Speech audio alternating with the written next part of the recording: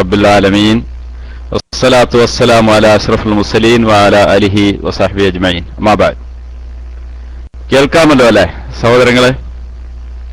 കേൾക്കാമോ? ഞാൻ പറയുന്നത് കേൾക്കാമല്ലോ അല്ലേ? ഓക്കെ.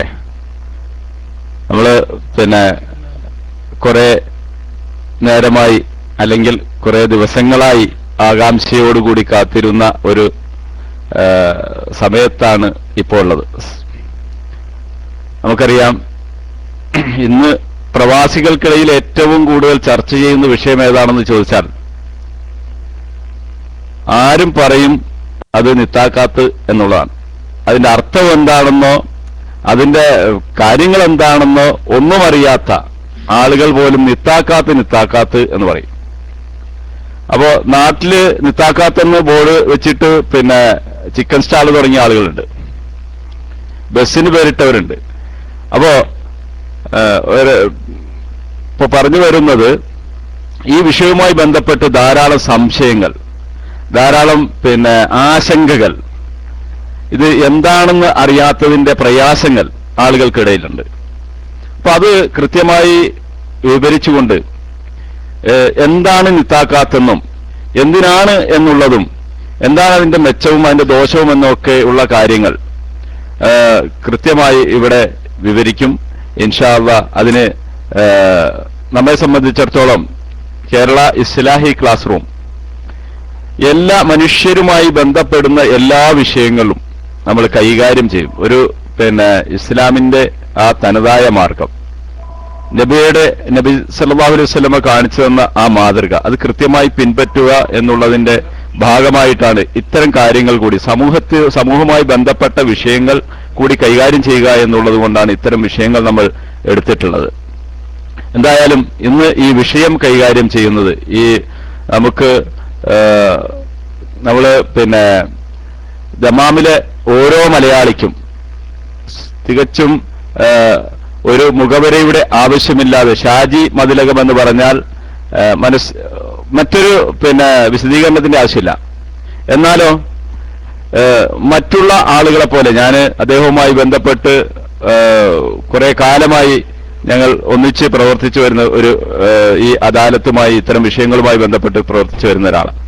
അപ്പോ ഇതര ആളുകളെ നിന്ന് വിഭിന്നമാക്കുന്ന ഒരു സംഗതി എന്താണെന്ന് ചോദിച്ചാൽ, മറ്റുള്ളവർ എന്തെങ്കിലുമൊക്കെ കാട്ടിക്കൂട്ടിയിട്ട് പത്രത്തിന്റെ ഫ്രണ്ട് പേജിൽ പത്രത്താളുകളിൽ അടിച്ചു വരികയും അത് വലിയ ഫോട്ടോ കൊടുത്തുകൊണ്ട് വലിയ പബ്ലിസിറ്റി ഉണ്ടാക്കുകയും ചെയ്യുമ്പോൾ അതൊന്നും പ്രതീക്ഷിക്കാതെ അള്ളാഹുവിന്റെ പ്രീതി കാംക്ഷിച്ചുകൊണ്ട് തന്റെ സഹോദരന്റെ ഒരു പ്രയാസം എങ്ങനെയെങ്കിലും ദൂരീകരിക്കാൻ സാധിച്ചാൽ അതാണ് വലിയ കാര്യമെന്നുള്ള നിലയ്ക്ക് അതിനുവേണ്ടി പ്രവർത്തിക്കുകയും ഒഴിവു സമയം അദ്ദേഹത്തിന്റെ ഡ്യൂട്ടി പലപ്പോഴും ഡ്യൂട്ടി എടുക്കാറില്ല, ഈ ഒരു വിഷയത്തിന് വേണ്ടി, ഈ ഒരു കാര്യത്തിന് വേണ്ടി ആണ് യാത്രയും അതുപോലെ തന്നെ ഫോൺ കോളുകളും മറ്റു കാര്യങ്ങളുമായി ബന്ധപ്പെട്ട് പ്രവർത്തിച്ചു വരികയാണ്. അപ്പോൾ അള്ളാഹു അദ്ദേഹത്തിന് അർഹമായ പ്രതിഫലം നൽകട്ടെ എന്ന് പ്രാർത്ഥിക്കുകയാണ്. ഈ വിഷയം കൈകാര്യം ചെയ്യുന്നതിനും അതുപോലെ തന്നെ നമ്മുടെ ഈ ക്ലാസ് റൂമിലേക്ക് വളരെ തിരക്ക് പിടിച്ച ഒരു ജീവിതമാണ് യഥാർത്ഥത്തിൽ ഇവിടെയുള്ളത്. ഇന്നിപ്പോ നമുക്ക് 9 മണിക്ക് സാധാരണ ഇത്ര നേരത്തെ എത്തലില്ല. 9 മണിക്കെന്ന് പറഞ്ഞാൽ സാധാരണ 10 മണിയൊക്കെ കഴിയും. നമ്മളതാ പ്രതീക്ഷിച്ചത്. എന്തായാലും 9:30 തന്നെ എത്താൻ സാധിച്ചത് തന്നെ വലിയ കാര്യമായി. കാരണം അത്രയ്ക്ക് ഓരോ പ്രശ്നങ്ങളിൽ ഇടപെട്ട് ഇങ്ങനെ പോയിക്കൊണ്ടിരിക്കാൻ. ഞാൻ പറഞ്ഞു ദീർഘിപ്പിക്കുന്നില്ല. അദ്ദേഹത്തെ ആദരപൂർവ്വം സ്വാഗതം ചെയ്യുകയാണ്. തുടർന്നും നമ്മുടെ ഈ ക്ലാസ് റൂമിൽ ഇങ്ങനെയുള്ള വിഷയങ്ങളുമായി ബന്ധപ്പെട്ട് അദ്ദേഹത്തിന്റെ സാന്നിധ്യം നമുക്ക് പ്രതീക്ഷിക്കാം. അള്ളാഹു അനുഗ്രഹിക്കട്ടെ. ഈ കേരള ഇസ്ലാഹി ക്ലാസ് റൂമിന് വേണ്ടി ആദരപൂർവ്വം ബഹുമാന്യനായ ഷാജി മതിലകത്തെ സ്വാഗതം ചെയ്യുന്നു. Welcome, please sir.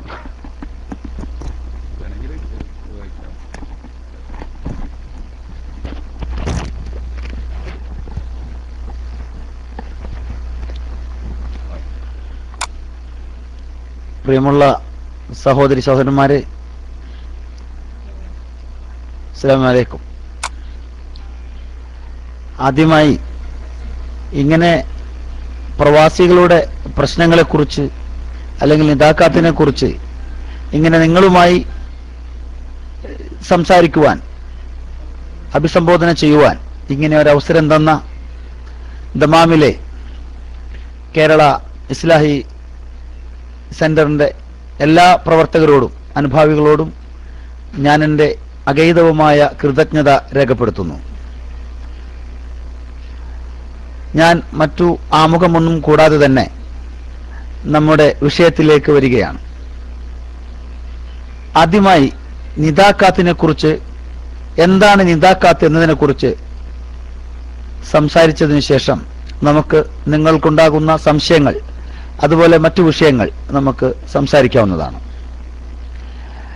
നേരത്തെ എൻ്റെ സുഹൃത്ത് സലീം സാഹിബ് പറഞ്ഞ പോലെ എല്ലാവരും പറയുന്നു നിദാക്കാത്ത് എന്ന്.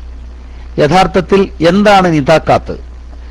അതുമൂലം നമുക്കുണ്ടായിട്ടുള്ള ഗുണങ്ങളും ദോഷങ്ങളും എന്താണ്? യഥാർത്ഥത്തിൽ ഈ നിദാക്കാത്ത് ഗുണം ചെയ്തിട്ടുണ്ടോ? അതല്ലെങ്കിൽ പ്രവാസികളായ നമുക്ക് എന്തുമാത്രം പ്രവാസികളുടെ വിധേയമാക്കിയിട്ട് ഇത് എത്രത്തോളം നമ്മളെ ഈ നിദാക്കാത്തിനോടനുബന്ധിച്ചുകൊണ്ട് നമ്മൾ എത്രമാത്രം പ്രശ്നങ്ങളിലേക്ക് പോവുകയോ അതല്ലെങ്കിൽ ആ പ്രശ്നങ്ങളിൽ നിന്ന് നമ്മൾ നല്ല ഒരു വഴിയിലേക്ക് തിരികെയോ ചെയ്തിട്ടുണ്ട് എന്ന് നമുക്ക് വളരെ നല്ല രീതിയിൽ ശാസ്ത്രീയമായി തന്നെ നമുക്ക് ചർച്ച ചെയ്യാൻ സാധിക്കും. നിദാക്കാത്ത് എന്ന് പറയുന്നത് യഥാർത്ഥത്തിൽ ഇവിടെ സൗദി ഗവൺമെന്റ് ഇവിടെയുള്ള സൗദി പൗരന്മാർക്ക് തൊഴിൽ സംവരണം ചെയ്യുന്നതിന്റെ ഭാഗമായി, അവരുടെ തൊഴിൽ നൽകുന്നതിന്റെ ഭാഗമായി ഏർപ്പെടുത്തിയിട്ടുള്ള ഒരു പദ്ധതിയാണ് യഥാർത്ഥത്തിൽ നിദാക്കാത്ത്. ഇത് നമുക്കറിയാം, ആരെ സംബന്ധിച്ചും ഏത് രാജ്യത്തെ സംബന്ധിച്ചും ഏത് ഗവൺമെന്റിനെ സംബന്ധിച്ചും ആ രാജ്യത്തിന്റെ പൗരന്മാരെ സംരക്ഷിക്കുക, അവരുടെ കുടുംബങ്ങളെ സംരക്ഷിക്കുക എന്നുള്ളത് ഇവിടുത്തെ ഓരോ ഗവൺമെന്റിന്റെയും ഓരോ രാജ്യത്തിന്റെയും കടമയാണ്. അത്തരം ആഭ്യന്തര കാര്യങ്ങളിൽ, ഓരോ രാജ്യത്തിന്റെയും ആഭ്യന്തര കാര്യങ്ങളിൽ മറ്റൊരു രാജ്യത്തിന് എത്രമാത്രം ഇടപെടാമെന്നുള്ളത് എനിക്കും നിങ്ങൾക്കും വളരെ വ്യക്തമായി അറിയുന്നതാണ്. അപ്പോൾ നിദാക്കാത്ത് എന്ന് പറയുന്നത് ഒരു ഗവൺമെന്റ്, പ്രത്യേകിച്ച് നടപ്പാക്കിക്കൊണ്ടിരിക്കുന്ന ഈ സൗദി ഗവൺമെന്റിന്റെ പൗരന്മാർക്ക് തൊഴിൽ കൊടുക്കുന്നതിന്റെ ഭാഗമായി ചില തൊഴിൽ അവസരങ്ങൾ അവർക്കായി സംവരണം ചെയ്യുന്നതിന്റെ ഭാഗമായി അത്തരം തൊഴിലുകളിൽ പ്രവർത്തിച്ചുകൊണ്ടിരുന്ന അല്ലെങ്കിൽ ജോലി ചെയ്തുകൊണ്ടിരുന്ന വിദേശികളായ മറ്റുള്ളവർക്ക് ഉണ്ടായ ഒരുപാട് വിഷമങ്ങൾ അല്ലെങ്കിൽ ജോലി നഷ്ടം, അങ്ങനെയുള്ള കാര്യങ്ങളാണ് നിദാക്കാത്തുമായി നമ്മൾക്ക് സംവദിക്കാനുള്ളത്. അപ്പൊ ഞാൻ പറഞ്ഞു എന്താണ് നിദാക്കാത്ത്, അത് നിങ്ങൾക്ക് മനസ്സിലായി കാണുമെന്ന് വിശ്വസിക്കുന്നു. ഇനി നിദാക്കാത്തിനെ സംബന്ധിച്ച് ഇത് നമുക്കറിയാം, വർഷങ്ങൾക്ക് മുമ്പ് തന്നെ നമ്മുടെ ഇവിടത്തെ പ്രവാസികളായ സാമൂഹ്യ പ്രവർത്തകർ, പ്രവാസികളിലുള്ള സാമൂഹ്യ പ്രവർത്തകർ, മറ്റു മതസംഘടനകളുടെ നേതാക്കൾ, ഇത്തരം ആളുകൾ നിദാക്കാത്ത് വരുന്നതിന് മുമ്പ് തന്നെ ഇവിടെ ജോലി മറ്റുള്ള സൗദികൾക്കായി സംവരണം ചെയ്യപ്പെടുമ്പോൾ അതിന്റെ ആവലാതി നമ്മുടെ ഗവൺമെന്റിനെ അറിയിക്കുകയുണ്ടായി. ഒരുപാട് നിവേദനങ്ങളും അതുപോലെ തന്നെ ഒത്തിരി പ്രമേയങ്ങളും എല്ലാം തന്നെ നമ്മുടെ ഇവിടെ മാറി മാറി വരുന്ന ഇതിനോട് ബന്ധപ്പെട്ട് കിടക്കുന്ന പ്രവാസികാര്യ മന്ത്രിമാർക്കും അതിനോടനുബന്ധിച്ചുള്ള മറ്റു ഭരണകൂടത്തിന്റെ മറ്റു പ്രതിനിധികൾക്കും തന്നെ നമ്മൾ സമർപ്പിക്കുകയുണ്ടായി. എന്നാൽ നാളിതുവരെ മാറി മാറി ഭരിച്ചുകൊണ്ടിരിക്കുന്ന ഗവൺമെന്റുകളുടെ ഭാഗത്തു നിന്ന് ഇത്തരം പ്രവാസികളുടെ ദീനരോധനങ്ങൾക്ക് ഒരിക്കലും ഒരു മറുപടിയും ഇതുവരെ ഉണ്ടായിട്ടില്ല. മറിച്ച് സൗദി ഗവൺമെന്റ് ശക്തമായ രീതിയിൽ നിദാക്കാത്ത് മുന്നോട്ട് കൊണ്ടുപോകുന്നതിന്റെ ഭാഗമായി കുറച്ച് വിദേശികളെ അവരുടെ തൊഴിലുകളിൽ നിന്നും നിഷ്കാസനം ചെയ്തപ്പോൾ അത് ഒരു വലിയ പ്രശ്നമായി കാണുകയും പ്രവാസികാര്യ മന്ത്രിയും കേന്ദ്ര മന്ത്രിമാരും വരികയും അതിനെക്കുറിച്ച് സംസാരിക്കുകയും ചർച്ചകൾ, സിമ്പോസിയങ്ങൾ തുടങ്ങി സെമിനാറുകൾ തുടങ്ങിയിട്ടുള്ള ഒരുപാട് കാര്യങ്ങൾ നടക്കുകയും വളരെ കാര്യക്ഷമമായി ഇതിനെ കാണുവാൻ തുടങ്ങുകയും ചെയ്ത ഒരവസരമാണ് ഇത്. ഇപ്പോൾ നമുക്കറിയാം, നിദാക്കാത്തിനോടനുബന്ധിച്ച് യഥാർത്ഥത്തിൽ എനിക്ക് മനസ്സിലായിട്ടുള്ള കാര്യം, ഇവിടെയുള്ള പ്രവാസികളെ അനധികൃതമായി താമസിച്ചുകൊണ്ടിരിക്കുന്ന നമ്മുടെ സഹോദരങ്ങളെ ലീഗലൈസ് ചെയ്യുന്നത് എന്നാണെന്ന്. അതായത് അവരെ നിയമവിധേയമാക്കി ഇവിടെ ജോലി ചെയ്തുകൊണ്ട് അവരവരുടെ കുടുംബങ്ങളെ സംരക്ഷിക്കാനുള്ള ഒരു മഹത്തായ ഒരവസരമാണ് ഇവിടുത്തെ സൗദി ഗവൺമെന്റ് ചെയ്തിട്ടുള്ളത് എന്നാണ് നാം മനസ്സിലാക്കേണ്ടത്. ഇതിനു മുമ്പ് ഇതിനെക്കുറിച്ച് മുഴുവൻ മനസ്സിലാക്കാത്ത ഒരുപാട് നമ്മുടെ സഹോദരങ്ങൾ ഈ രാജ്യത്തിന്റെ ഈ ഒരു നയത്തെ എതിർക്കുകയും അത് മൊത്തം വിദേശികളെ ബാധിക്കുന്ന ഒരു പ്രശ്നമാണെന്നും അതുകൊണ്ട് തന്നെ ഈ ഗവൺമെന്റ് നമുക്കെതിരാണെന്നും ഒക്കെ തന്നെ പ്രചരിപ്പിക്കുന്ന ഒരുപാട് പ്രസിദ്ധീകരണങ്ങളും ദൃശ്യ മാധ്യമങ്ങളൊക്കെ തന്നെ ഇത്തരം വാർത്തകൾ കുത്തി നിറച്ചുകൊണ്ട് ആഘോഷിക്കുകയുണ്ടായി.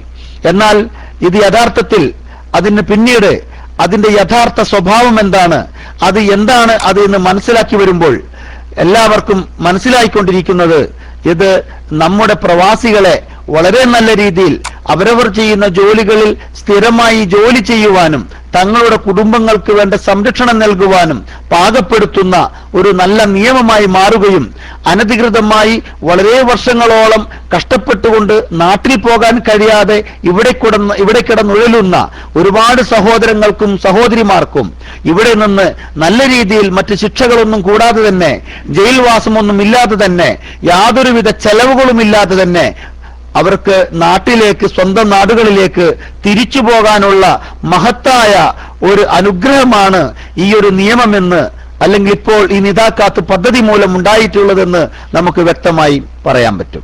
നിദാക്കാത്ത് കൊണ്ട് ഇന്ന് നമുക്ക് ഉണ്ടായിട്ടുള്ള പ്രശ്നങ്ങൾ ഒരുപാട് കമ്പനികളെ പലതരത്തിലുള്ള കാറ്റഗറികളായി തിരിച്ചിട്ടുണ്ട്. ഇവിടെ ഉദാഹരണത്തിന് റെഡ്, യെല്ലോ, ഗ്രീൻ, എക്സലന്റ് തുടങ്ങി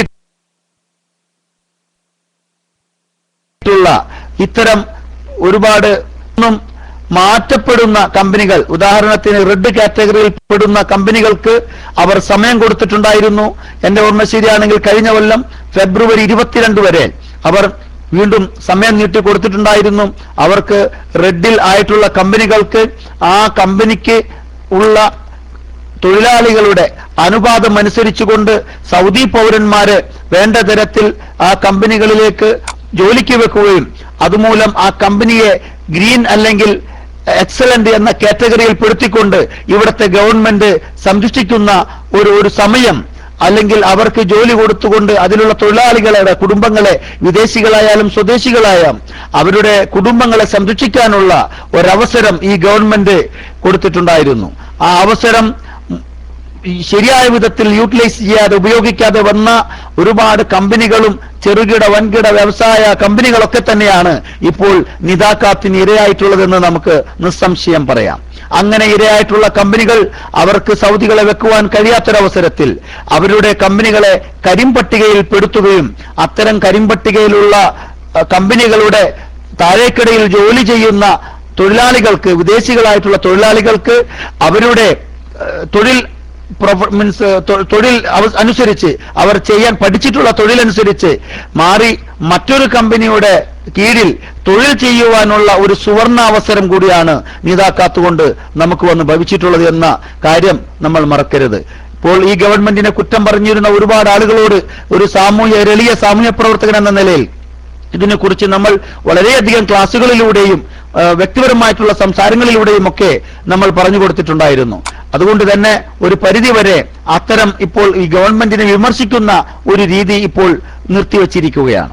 കാരണം ഇപ്പോൾ നമുക്ക് മനസ്സിലാക്കാൻ കഴിഞ്ഞിട്ടുള്ളത് വളരെ താഴേക്കിടയിലുള്ള ഒരുപാട് ആളുകൾ നമുക്കറിയാം ഹുറൂബ് എന്ന കെണിയിൽ പെട്ടുകൊണ്ട് തന്റെ കുടുംബത്തെ പോലും കാണാൻ കഴിയാതെ വർഷങ്ങളോളം ഇവിടെ കിടന്ന് നരകിച്ചുകൊണ്ട് ജയിൽവാസം അനുഷ്ഠിച്ചുകൊണ്ട് പോകുന്ന ഒരവസ്ഥ, അതായത് ഇവിടെ വന്ന അവരുടെ എല്ലാവിധ പ്രതീക്ഷകളെയും തകർത്തുകൊണ്ട് ഒരു അവരവരുടെ കുടുംബങ്ങളെ തന്നെ നശിപ്പിച്ച തരത്തിൽ യാതൊരുവിധ സമ്പാദ്യവുമില്ലാതെ തന്നെ തങ്ങളുടെ കുടുംബങ്ങളിലേക്ക് മടങ്ങിപ്പോകേണ്ടി വന്ന വളരെ ദുഃഖകരമായ ഒരവസ്ഥയിൽ നിന്ന് വളരെ നല്ല രീതിയിൽ ഇപ്പോൾ അവർക്ക് യാതൊരുവിധ തടവോ യാതൊരുവിധ പിഴയോ കൂടാതെ തങ്ങളുടെ സ്വന്തം നാടുകളിലേക്ക് പോകാനുള്ള, അതല്ലെങ്കിൽ ഹുറൂബിൽ നാട്ടിലേക്ക് പോകാത്തവർക്ക് മറ്റേതെങ്കിലും കമ്പനികളിൽ തുടർന്ന് ജോലി ചെയ്യുവാനുള്ള ഒരു അവസരമാണ് ഇവിടത്തെ രാജാവിന്റെ കനിവ് കൊണ്ട് ഇവിടുത്തെ വിദേശ തൊഴിലാളികൾക്ക് ലഭിച്ചിരിക്കുന്നത്.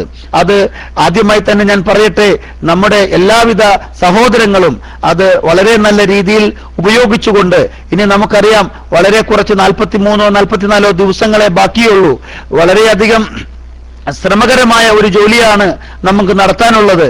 അപ്പൊ അത്തരം ആളുകൾ ഇനിയും പുതിയ പുതിയ കമ്പനികൾ കണ്ടുപിടിച്ചുകൊണ്ട് അവരുടെ നമ്മുടെ തൊഴിലിന് അനുസരിക്കുന്ന നമ്മൾക്കറിയുന്ന തൊഴിലുകൾ ആ കമ്പനികളിൽ ഉണ്ടോ എന്ന് തിരക്കിക്കൊണ്ട് അത്തരം കമ്പനികളിൽ നിന്നും ഡിമാൻഡ് ലെറ്ററോ അതല്ലെങ്കിൽ അവിടെ ജോലി ചെയ്യുവാൻ ഞാൻ തയ്യാറാണെന്നും അല്ലെങ്കിൽ ഈ കമ്പനിയിൽ ഈ വിദേശിയെ ഈ തൊഴിലാളിയെ എടുക്കാൻ ഞങ്ങൾ തയ്യാറാണെന്നും ഇന്ന പോലുള്ള ഫെസിലിറ്റീസ് ഇന്ന പോലുള്ള സൗകര്യങ്ങൾ ഇന്ന പോലുള്ള ആനുകൂല്യങ്ങളൊക്കെ ഞങ്ങൾ കൊടുത്തുകൊള്ളാൻ ഞങ്ങൾ ഉത്തരവാദിത്തപ്പെട്ടവരാണെന്നും പറഞ്ഞുകൊണ്ടുള്ള ഡിമാൻഡ് ലെറ്ററും ആ കമ്പനിയിലെ ഏതെങ്കിലും സൗദി പൗരനുമായി അല്ലെങ്കിൽ കമ്പനി നിയമിക്കപ്പെട്ടിട്ടുള്ള ഗവൺമെന്റ് കാര്യങ്ങളുമായി ബന്ധപ്പെടുവാൻ നിയമിക്കപ്പെട്ടിട്ടുള്ള ഉദ്യോഗസ്ഥനുമായി മക്തബുൽ അമൽ ലേബർ ഓഫീസിൽ ചെന്നു കഴിഞ്ഞാൽ അവർക്ക് വളരെ നിഷ്പ്രയാസം ഒരുവിധ വിഷമങ്ങളൊന്നും ഇല്ലാതെ തന്നെ ആ കമ്പനികളിലേക്ക് മാറാനുള്ള ഒരു സാഹചര്യമാണ് ഇന്ന് നിലയിൽ വന്നിട്ടുള്ളത്. അതുകൊണ്ട് തന്നെ ഈ അവസരങ്ങൾ നമ്മൾ വേണ്ട വിധത്തിൽ ഉപയോഗിക്കണമെന്ന് ഞാൻ നിങ്ങളോട് ഈ അവസരത്തിൽ ആവശ്യപ്പെടുകയാണ്. മറ്റൊന്ന്, റെഡ് കാറ്റഗറിയിലുള്ള ഒരുപാട് സംശയങ്ങൾ ഉണ്ടാവാം. അപ്പോൾ എനിക്കിപ്പോ നിങ്ങൾ പറയുന്നത് ഇങ്ങോട്ട് അതെ, അപ്പോ ഇപ്പോൾ നമ്മൾക്ക് ഈ സമയത്ത് തന്നെ ഇപ്പൊ ഞാൻ പറഞ്ഞുകൊണ്ടിരിക്കുന്ന സമയത്ത് തന്നെ നിങ്ങൾക്ക് ഇപ്പോ എന്നോട് സംവദിക്കാൻ അല്ലെങ്കിൽ സംസാരിക്കുവാൻ കഴിയാത്തതിന്റെ പേരിൽ എനിക്ക് നിങ്ങളെ കാണുവാൻ കഴിയുന്നില്ലല്ലോ. അപ്പോൾ ആ നിലക്ക് ഞാൻ എന്റേതായ എന്നിൽ മനസ്സിലായിട്ടുള്ള ഞാൻ മനസ്സിലാക്കി വെച്ചുള്ള കുറച്ച് കാര്യങ്ങൾ പറയുകയും അതിന് പിന്നീട് നിങ്ങൾക്ക് സംശയങ്ങൾ നിവാരണത്തിന് വേണ്ടി നമ്മൾക്ക് വീണ്ടും സംവദിക്കാവുന്നതുമാണ്.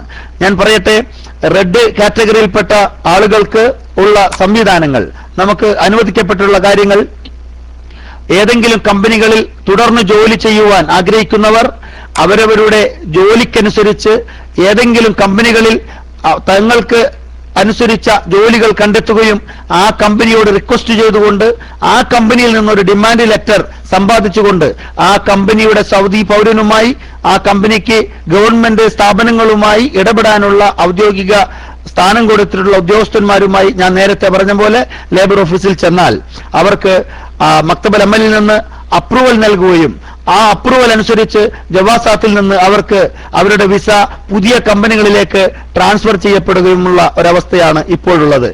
അത് ഇപ്പോൾ നമുക്കറിയാം ഒരുപാട് ആളുകൾ ഇത് ഹുറൂബായിട്ടുള്ള ആളുകൾക്ക്, അതായത് ഇപ്പൊ നമുക്കറിയാം ഈ പറഞ്ഞ ഒരുപാട് തൊഴിലാളികളെ നിയമപരമായും അല്ലാതെയും ഉറൂബിന്റെ കെണിയിൽ അകപ്പെടുത്തിയിട്ടുള്ള ഒരുപാട് സൗദി പൗരന്മാരുണ്ട്.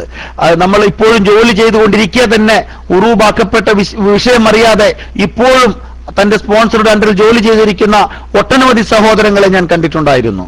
അതുപോലെ ഉറൂബാക്കപ്പെട്ട് എവിടെയാണെന്ന്, കഫീൽ എവിടെയാണെന്ന് പോലും അറിയാതെ വന്നിറങ്ങിയത് മുതൽ സ്പോൺസർ എവിടെയാണെന്ന് പോലും അറിയാതെ മറ്റേതോ സൗദിയുടെ കയ്യിൽ പാസ്പോർട്ട് അകപ്പെടുകയും ആ പാസ്പോർട്ട് എവിടെയാണെന്നറിയാതെ കണ്ടുകിട്ടാതെ വിഷമിക്കുകയും ചെയ്യുന്ന ഒരുപാട് സഹോദരങ്ങൾ. വന്ന ഉടനെ തന്നെ ഏതെങ്കിലും മലയാളികളായ അല്ലെങ്കിൽ ഇന്ത്യക്കാരായ അല്ലെങ്കിൽ മറ്റു രാജ്യക്കാരായ ഏജന്റുകളുടെ ചതിയിൽപ്പെട്ടുകൊണ്ട് സ്വന്തം കഫീലിന്റെ അടുത്ത് എത്താൻ പറ്റാത്ത സഹോദരങ്ങൾ, ഇവരുടെയൊക്കെ തന്നെ ദീനരോധനങ്ങൾക്ക് അറുതി വരുത്തിക്കൊണ്ടാണ് ഈ നിദാക്കാത്ത് പുതിയ നിയമങ്ങൾ പാസാക്കിയിട്ടുള്ളത്. അതുകൊണ്ട് തന്നെ ഉറൂബാക്കപ്പെട്ടിട്ടുള്ള ഏതൊരു വിദേശിക്കും അവരുടെ ആ ഒരു അവസ്ഥ മാറ്റിക്കൊണ്ട് തന്റെ കുടുംബങ്ങളെ സംരക്ഷിക്കുവാനും നല്ല ഒരു ഭാവി കാണുവാനും ആ ഒരു ജോലിയിലൂടെ തന്റെ കുടുംബത്തെ സംരക്ഷിക്കുവാനുമുള്ള ഒരവസരം ഇന്ന് ഈ ഗവൺമെന്റ് നമുക്ക് തന്നിട്ടുണ്ട്. അപ്പൊ അതുകൊണ്ട് ഉറൂബായിട്ടുള്ളവരും അതുപോലെ തന്നെ പുതുതായി വന്ന് 3 മാസം കഴിഞ്ഞിട്ടും ഇക്കാമ എടുക്കാൻ കഴിയാത്ത സഹോദരങ്ങൾക്കും ഇതിന്റെ ഉപയോഗം നമുക്ക് അനുഭവിക്കാവുന്നതാണ്. അതായത് സ്പോൺസർ ഇല്ലാതെ 3 മാസം കഴിഞ്ഞാൽ 3 മാസമാണ് നമുക്കറിയാം ഒരു വിസയിൽ വന്ന് 3 മാസം വരെ ഇക്കാമ എടുക്കാനുള്ള അവരുടെ പ്രൊബേഷണറി പീരീഡാണ്. ഈ 3 മാസം 90 ദിവസത്തിനുള്ളിൽ ഇക്കാമ എടുത്ത് കിട്ടിയിട്ടില്ലെങ്കിൽ 90 ദിവസം കഴിഞ്ഞാൽ നമുക്ക് ജോലിയില്ലാതെയും അല്ലെങ്കിൽ നിൽക്കുന്ന ഒരവസ്ഥ വന്നാൽ അത്തരം അവസ്ഥ ഇല്ലാതാക്കുന്നതിനും ഇന്ന് നിദാക്കാത്ത് നമുക്ക് ഉപയോഗിക്കാം. ഇക്കാമയില്ലാത്ത ആളുകൾക്ക് പാസ്പോർട്ട് കൈവശമുണ്ടെങ്കിൽ ആ പാസ്പോർട്ടുമായി തങ്ങൾക്ക് ഇഷ്ടപ്പെട്ട ജോലി എടുക്കുന്നതിന്റെ ഭാഗമായി അത്തരം കമ്പനികൾ ഞാൻ നേരത്തെ പറഞ്ഞ പോലെ കണ്ടുപിടിക്കുകയും ആ കമ്പനികളിൽ തങ്ങൾക്ക് ജോലി ചെയ്യാനുള്ള ഒരു സുരക്ഷിതമായ ഒരു ജോലി ചെയ്യാനുള്ള ഒരു അവസരവും കൂടിയുണ്ട്. അപ്പോൾ 3 മാസം കഴിഞ്ഞവർക്ക് ഇക്കാമ കിട്ടാത്തവർക്ക് എടുക്കാം. വർഷങ്ങളായി ഇവിടെ നിൽക്കുന്ന നിദാക്കാത്തിന്റെ നിയമത്തിന്റെ കുരുക്കിൽപ്പെട്ട് ഇക്കാമ പുതുക്കാൻ കഴിയാത്ത റെഡ്, യെല്ലോ തുടങ്ങിയിട്ടുള്ള കാറ്റഗറിയിലുള്ള ഏതൊരു ആൾക്കും നമുക്ക് ഈ തരം റിലീസ് മാറലോ അതല്ലെങ്കിൽ പാസ്പോർട്ട് ഉള്ളവർക്ക് എക്സിറ്റ് അടിച്ച് നാട്ടിൽ പോകുവാനോ കഴിയും. ദമാമിനെ സംബന്ധിച്ച് മറ്റുള്ള പ്രൊവിഷനിലൊക്കെ തന്നെ ജിദ്ദയിലും റിയാദിലും എക്സിറ്റ് തുടങ്ങിയെങ്കിലും ദമാമിലെ ജവാസാത്തിൽ അതിന്റെ സർക്കുലർ ഇതുവരെ എത്താത്തതിനാൽ അങ്ങനെ എക്സിറ്റ് അടിച്ച് വിടാനുള്ള ഒരു അനുവാദം അവർക്ക് കിട്ടാത്തതിനാൽ ഇന്ന് ഈ സമയം വരെ എന്റെ അറിവിൽ എക്സിറ്റ് അടിച്ചു കൊടുത്തിട്ടില്ല എന്നാണ് അറിഞ്ഞിട്ടുള്ളത്. അത് എത്രയും പെട്ടെന്ന് തന്നെ അതെ, അതുകൊണ്ട് തന്നെയാണ് ഇപ്പോൾ അത്തരം കാര്യങ്ങൾ ഇപ്പോൾ ഇത് നിങ്ങളുടെ ചോദ്യങ്ങൾക്ക് അനുസൃതമായി പറയാമെന്നാണ് നമുക്ക് കിട്ടിയിട്ടുള്ള നിർദ്ദേശം. എന്തായാലും അപ്പൊ നിതാക്കാത്തിനെ സംബന്ധിച്ച് റെഡ് കാറ്റഗറി ഉള്ളവരുള്ള കാര്യം ഞാൻ പറഞ്ഞു. ഇനി മറ്റൊരു കാര്യം, ഈ ഗവൺമെന്റ് അതുപോലെ തന്നെ എക്സലന്റ് എന്ന് പറയുന്ന ഒരു വിഭാഗം കൂടിയുണ്ട്. ഈ എക്സലന്റ് എന്ന് പറയുമ്പോൾ നമുക്ക് മനസ്സിലാക്കാം, ഉദ്ദേശിക്കുന്നതിൽ കൂടുതലോ അല്ലെങ്കിൽ അത്രയും തന്നെയോ സൗദികളെ നിയമിക്കപ്പെട്ടിട്ടുള്ള കമ്പനികളാണ് ഇവിടെ ഈ എക്സലന്റ് എന്നുകൊണ്ട് ഉദ്ദേശിക്കുന്നത്.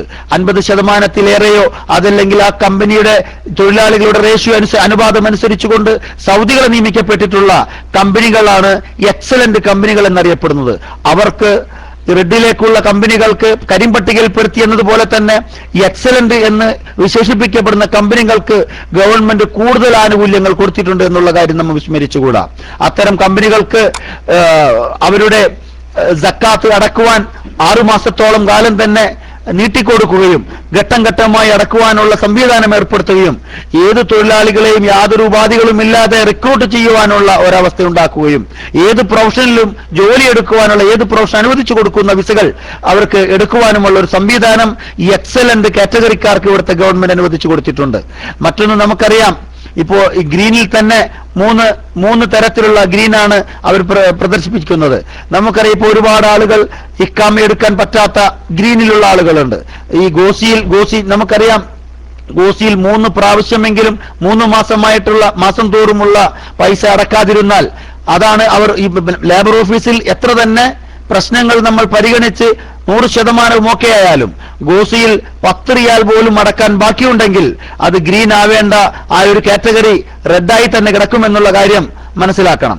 അതുകൊണ്ട് തന്നെ ലേബർ ഓഫീസിന്റെ കാര്യങ്ങൾ ശരിയാക്കിയിട്ടുള്ള കമ്പനികൾ ഗോസിയുടെ കാര്യത്തിൽ യാതൊരുവിധ നടപടിയും സ്വീകരിച്ചിട്ടില്ല എങ്കിൽ അവർ ആ ഗ്രീനിലേക്കുള്ള വഴി അവർക്ക് വളരെ അകലെയാണ് എന്ന് വേണം നമ്മൾ മനസ്സിലാക്കാൻ. അതുകൊണ്ട് ഗോസിയും കൂടി പരിഗണിച്ചാലേ ഈ റെഡിന്റെ കാറ്റഗറിയിൽ നിന്ന് മാറാനുള്ള സംവിധാനം ഓരോ കമ്പനിക്കും ലഭിക്കൂ.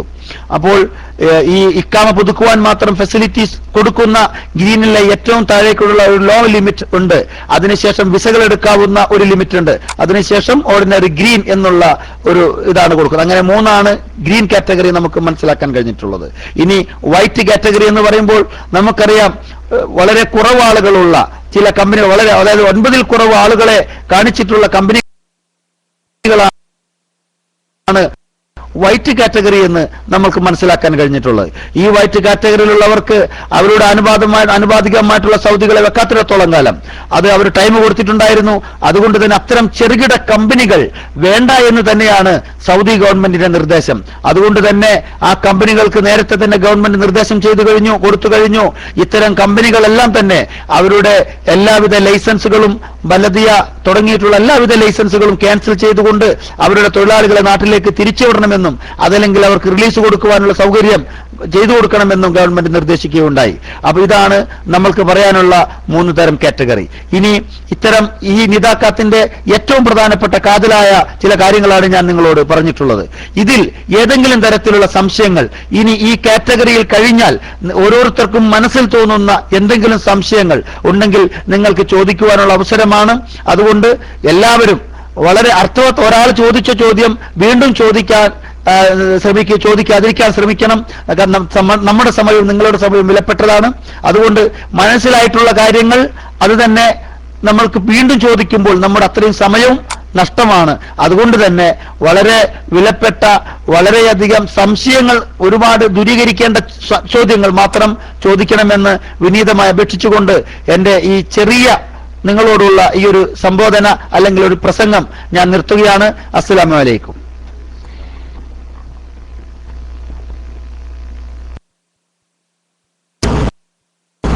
വലൈക്കും അസ്സലാം വറഹ്മത്തുള്ളാഹി വബറകാതുഹു. വളരെ നന്ദിയുണ്ട് ഷാജി മദ്ലാൻ സാഹിബ്. ഇവിടെ അധികം സമയമെടുക്കാതെ ഒരു ചെറിയ ചോദ്യം. സാറ് പറഞ്ഞ വിഷയങ്ങളൊക്കെ ഇവിടുത്തെ സാധാരണക്കാരായ തൊഴിലാളികളെ ബാധിക്കുന്ന പ്രശ്നമാണ്. ഇവിടെ വലിയൊരു സമൂഹം ഈ വക്കാല നടത്തിപ്പുകാരും ബൂഫിയ നടത്തിപ്പുകാരുമൊക്കെ ആയ വലിയൊരു സമൂഹമുണ്ട്. നമ്മുടെ നാട്ടിൽ വലിയ കാര്യമായി പണം ഇറക്കുന്ന ഒരു വിഭാഗവും അവരാണെന്ന് ഞാൻ മനസ്സിലാക്കുന്നത്. സാമ്പത്തിക സ്രോതസ് അവരാണ്. അപ്പൊ അവരെ സംബന്ധിച്ചിടത്തോളം ഇന്ന് ഈ ബക്കാല നടത്തിപ്പ് 1-2 ജോലിക്കാർ നിൽക്കുന്ന ഒരു ബക്കാല നടത്തിപ്പ് ഇതിൽ സൗദികളെ വെക്കൽ നിർബന്ധമാണ് എന്ന് പറഞ്ഞു കേൾക്കുന്നു. അങ്ങനെയാണെങ്കിൽ ഈ ബക്കാല നടത്തിപ്പ് പ്രായോഗികമായിരിക്കില്ല എന്നാണ് അറിയാൻ കഴിയുന്നത്. ഇങ്ങനെ ഒരു നിയമമുണ്ട്. ഒരു ബക്കാലയിൽ ആ സൗദി നിർബന്ധമായും അവിടെ ഉണ്ടാവണമെന്നും ഒരു ഹിന്ദിക്ക് നമ്മുടെ ഒരു കേരളക്കാരന് ഒരു ബക്കാലയോ ബൂഫിയോ പോകാൻ പ്രായോഗികമായ നിയമപരമായ തടസ്സങ്ങളുണ്ടോ എന്നുമാണ് അറിയേണ്ടത്. അസ്സലാമു അലൈക്കും വറഹ്മത്തുള്ളാഹി വബറകാതുഹു.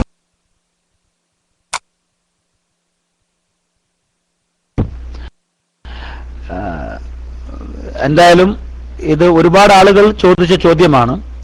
ഇതിന്റെ വ്യക്തമായ മറുപടി നമുക്ക് കിട്ടിയിട്ടുള്ളത് ലേബർ ഓഫീസിൽ നമുക്ക് കിട്ടിയിട്ടുള്ള മറുപടി ഇതാണ്.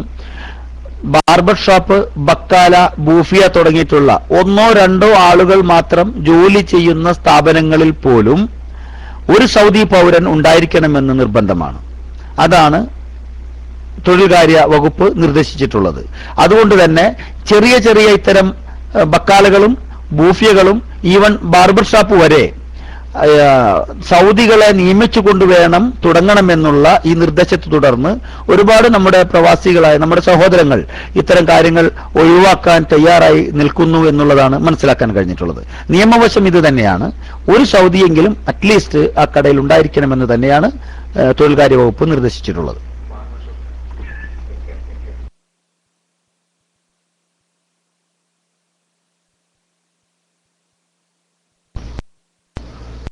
അസ്സലാമു അലൈക്കും. കേൾക്കുന്നുണ്ടോ? ഷാജി സാഹിബിന് ആദ്യമായി ഇസ്ലാഹി ക്ലാസ് റൂമിലേക്ക് ഹാർദവമായ സ്വാഗതം. ചോദ്യം ചോദിക്കാൻ മറ്റുള്ളവർക്ക് അവസരം നൽകുകയാണ്. ഞാൻ ജസ്റ്റ് ഒരു സ്വാഗതം പറയാൻ വേണ്ടി മാത്രം മൈക്കെടുത്താണ്. അസ്സലാമു അലൈക്കും.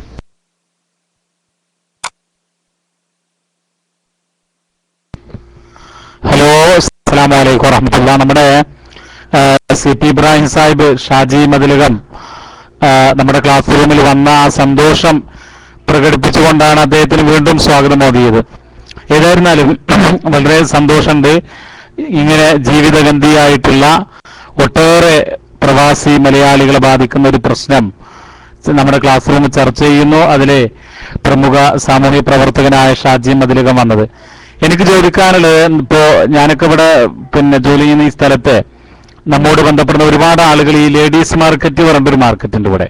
അപ്പൊ അതില് നമ്മുടെ മലയാളികളായ കുറെ ആളുകൾ ഈ വാസ്ലൈൻ, സ്പ്രേ, പൗഡർ, ഈ ചെറിയ മേക്കപ്പ് സാധനങ്ങളൊക്കെ വിൽക്കുന്ന കടകളുണ്ട്. ഇപ്പോ അതുപോലെ തന്നെ തുണിക്കടകളുണ്ട്, ലേഡീസ് ഐറ്റംസ്, അതുപോലെ ആൺകുട്ടികളുടെ ഒക്കെ.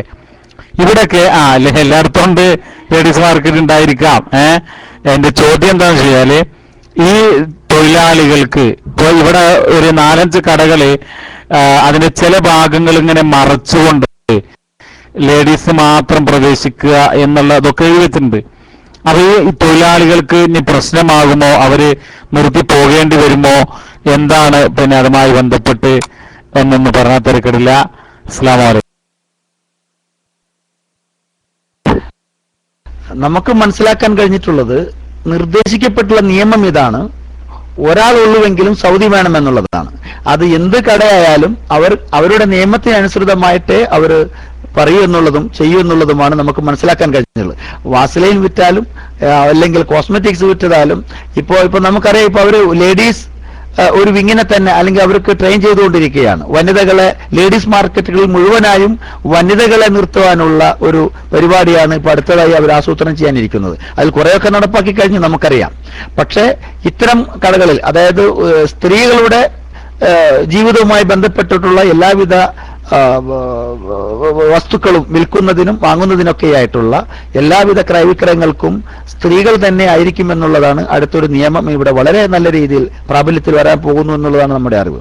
പക്ഷേ ഇപ്പോ ഈ നേരത്തെ പറഞ്ഞിപ്പോ ചോദിച്ചിട്ടുള്ള ചെറിയ കടകളിൽ വാസലിൻ അതുപോലുള്ള കോസ്മെറ്റിക് ഐറ്റംസ് ഒക്കെ വെക്കുന്ന നമ്മുടെ സഹോദരങ്ങൾ, അവർക്കും ഈ നിയമം ബാധകമാണ്.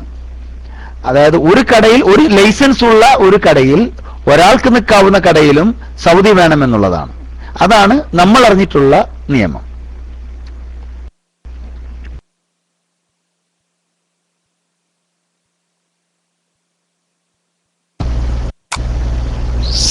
അസ്സലാമു അലൈക്കും വറഹ്മത്തുള്ളാഹി. ശബ്ദം കേൾക്കുന്നുണ്ടാവും.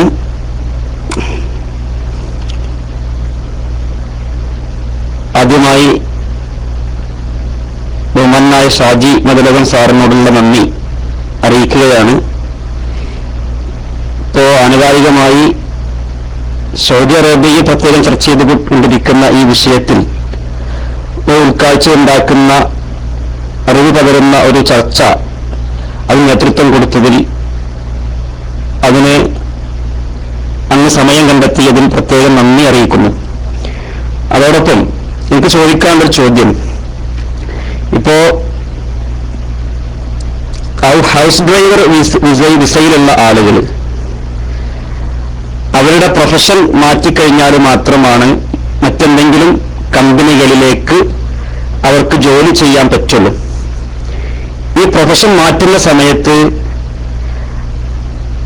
അവർ കൊടുക്കേണ്ടതായ ലെവി, അതേപോലെ തന്നെ ഇക്കാമയുടെ, ഇപ്പോൾ ഹൗസ് ഡ്രൈവർ വിസയിലുള്ള ആളുകൾക്ക് ഇക്കാമയ്ക്ക് ചാർജ് കുറവുണ്ട്, അത് ഇക്കാമയുടെ ഈ ചാർജ്, ഇത്തരം ഇതൊക്കെ ഈ ഈ പ്രൊഫഷൻ മാറ്റുന്ന സമയത്ത് തന്നെ അടക്കേണ്ടതുണ്ടോ, അതല്ല കമ്പനിയിലേക്ക് മാറിയതിനു ശേഷമാണോ അത് അടക്കേണ്ടത്? അതേപോലെ തന്നെ ഹൗസ് ഡ്രൈവർ വിസയിലുള്ള ഒരാൾക്ക് പ്രൊഫഷൻ ചേഞ്ച് ചെയ്യണമെങ്കിൽ ലൈസൻസ് നിർബന്ധമാണോ? ഈ വിഷയത്തിൽ എന്താണ് അറിവ് എന്നൊന്ന് പറഞ്ഞാൽ ഉപകാരമായിരുന്നു.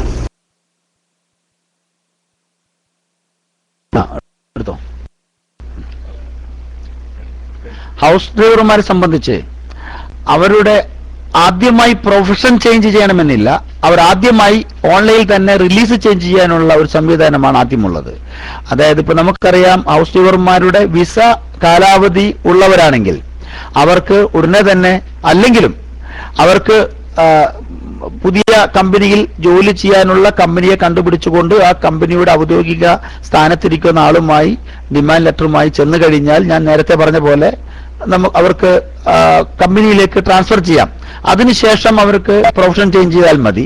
ഈ പ്രൊഫഷൻ ചേഞ്ച് ചെയ്യുന്നതിന്റെയോ റിലീസ് ചെയ്യുന്നതിന്റെയോ പൈസയൊന്നും അടക്കേണ്ടതില്ല. അത് തികച്ചും ഫ്രീ ആണ്. ഒരു കാരണവശാലും ഒരു 2000 റിയാലോ അതല്ലെങ്കിൽ പ്രൊഫഷൻ ചേഞ്ച് ചെയ്യാനുള്ള ഗവൺമെന്റിൽ കെട്ടുന്ന 1000 റിയാലോ ഇതൊന്നും തന്നെ അടക്കേണ്ടതില്ല എന്നാണ് നമുക്ക് കിട്ടിയിട്ടുള്ള നിർദ്ദേശം.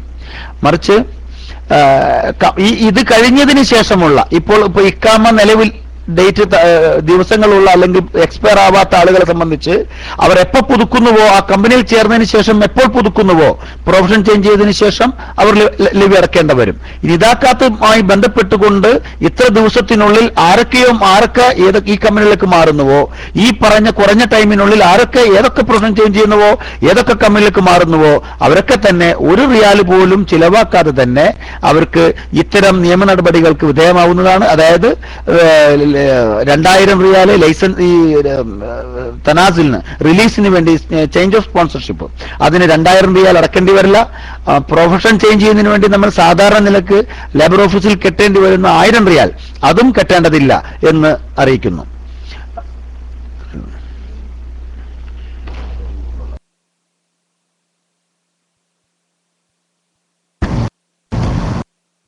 ഹലോ, അസ്സലാമു അലൈക്കും.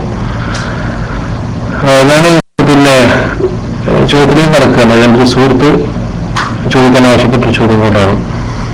അപ്പൊ ഈ സമയപരിധി അവസാനിക്കുന്ന കാലയളവിനുള്ളിൽ ഒരാൾ നാട്ടിൽ വെക്കേഷന് പോയിട്ട് സമയപരിധി കഴിഞ്ഞിട്ട് അയാൾ തിരിച്ചു വരുന്നു. അതായത് നമ്മുടെ മലയാളികളിൽ പലരും ഇപ്പോൾ മനസ്സിന്റെ ഉള്ളിൽ പ്ലാൻ ചെയ്യുന്ന ഒരു പരിപാടിയാണത്. കഴിഞ്ഞ ദിവസം കണ്ടൊരു വാർത്ത, ഈ സമയത്ത് പുറത്തു നിൽക്കുന്ന ആളുകൾക്ക് പിന്നെ ഒന്നും ചെയ്യാൻ കഴിയില്ല എന്നൊരു വാർത്തയും കണ്ടു. അപ്പൊ അങ്ങനെ ഇപ്പം ഒന്ന് വെക്കേഷൻ പോയിട്ട് പാസ്പോർട്ടും കയ്യിൽ പിടിച്ച് പിന്നെ ഇങ്ങോട്ട് വരാനുള്ള സാധ്യത, അങ്ങനെ വന്നു കഴിഞ്ഞാൽ പിന്നെ അയാൾക്കുള്ള ഓപ്ഷൻസ് എന്താണ് എന്നൊന്നറിയാൻ താല്പര്യമുണ്ട്. ശബരി.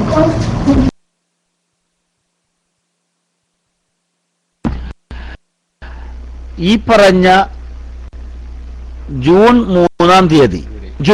ജൂലൈ 3 കഴിഞ്ഞാൽ ഒരു കാരണവശാലും ഒരാൾക്ക് പോലും നിയമപരമായിട്ടുള്ള ആനുകൂല്യം, ഇപ്പോൾ അനുവദിക്കപ്പെട്ടിട്ടുള്ള നിദാക്കാത്തിന്റെ ആനുകൂല്യങ്ങളിൽ ഒരു ആനുകൂല്യം പോലും ജൂലൈ 3 കഴിഞ്ഞാൽ കിട്ടില്ല എന്നുള്ളതാണ് നമുക്ക് കിട്ടിയിട്ടുള്ള നിർദ്ദേശം. അപ്പോൾ അതുകൊണ്ട് തന്നെ നാട്ടിലുള്ള സഹോദരങ്ങൾ ആരെങ്കിലും നമുക്ക് വേണ്ടപ്പെട്ടവരുണ്ടെങ്കിൽ, ഇത്തരം പുറമെ ജോലി ചെയ്യുന്ന വിസയിലാണ് അവരുള്ളതെങ്കിൽ, എത്രയും പെട്ടെന്ന് തിരിച്ചു വരികയും അവരുടെ സ്ഥാനങ്ങൾ ശരിയാക്കിക്കൊണ്ട് വീണ്ടും വേണമെങ്കിൽ പോകാനുള്ള ഒരു സംവിധാനം നോക്കുകയും ചെയ്യണമെന്നാണ് എനിക്ക് നിർദ്ദേശിക്കാനുള്ളത്.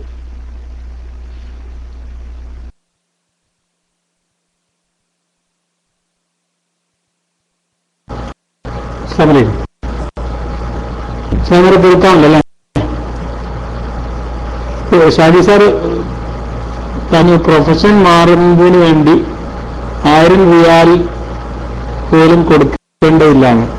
എന്നാലും ഞാൻ ഒരു നിതാക്കാത്തിന്റെ ഭീഷണി പെടുന്ന ഒരാളാണ്. ഒരു കമ്പനിയുടെ ഫ്രീ സെയിൽ തന്നെയായിരുന്നു ജോലി ചെയ്തിരുന്നത്. മുൻപൊക്കെ ധരിച്ച പോലെ തന്നെ ഈ നിയമം 2-3 മാസം കഴിഞ്ഞാൽ അതിന് ഗവൺമെന്റ് പിന്മാറുമെന്നായിരുന്നു കരുതിയിരുന്നത്. പക്ഷെ കരുണിയുടെ കിടപ്പ് അങ്ങനെയല്ല എന്ന് മനസ്സിലാക്കിയത് കൊണ്ട് തന്നെ ഞാൻ ഡ്രൈവറായാണ്, സെയിൽസ്മാനായിട്ടാണ് ജോലി ചെയ്യുന്നത്. എന്റെ പ്രൊഫഷൻ പെയിന്ററായിരുന്നു. അപ്പോൾ കഫീലിന് ഇതുമായിട്ട് പ്രൊഫഷൻ മാറ്റാൻ വേണ്ടിയിട്ട് കഫീലിന് ബന്ധപ്പെട്ടപ്പോൾ, ഡ്രൈവറാക്കാൻ വേണ്ടി കഫീലിനെ ബന്ധപ്പെട്ടപ്പോൾ 1700 റിയാലാണ് അതിനു വേണ്ടി ആവശ്യപ്പെട്ടത്. പക്ഷെ നിയമത്തിൽ ഈ 1000 റിയാലിന്റെ ആവശ്യമില്ല എന്ന് അവൻ്റെ അടുത്ത് പറഞ്ഞപ്പോൾ നേരെ അവന് പാസ്പോർട്ടും അക്കാമി എൻ്റെ അടുത്ത് നീ പോയി മാറ്റിക്കോ, അങ്ങനെ എനിക്ക് കഴിയില്ല, അങ്ങനെ നിയമം ഹൗസ് മാത്രമേ ഉള്ളൂ എന്നാണ് പറയാൻ കഴിഞ്ഞത് അദ്ദേഹം പറഞ്ഞത്. അതിന്റെ അടിസ്ഥാനത്തിൽ 1000 റിയാൽ അഡ്വാൻസ് എടുത്തു കൊടുക്കുകയും ചെയ്തു. ഈ ഒരു പിന്നെ നിയമം ഹൗസ് വർക്ക് മാത്രമാണോ, അല്ലെങ്കിൽ ഏത് പ്രൊഫഷൻ മാറുന്നതിനും ഈ 1000 റിയാലിന്റെ ചെലവ് വരുന്നുണ്ടോ ഇല്ല എന്നുള്ളതാണ് എനിക്ക് അറിയേണ്ടത്. ചോദ്യം കൃത്യമായിട്ടുണ്ടാവുമെന്ന് മനസ്സിലാവട്ടെ. അതിനുശേഷം വേറെ സ്നേഹത്തിന് വേണ്ടി ഒരു ചോദ്യം കൂടെ ഉണ്ട്, ഇത് കഴിഞ്ഞിട്ട് ചോദിക്കാം. അസ്സലാമു അലൈക്കും വറഹ്മത്തുള്ളാഹി.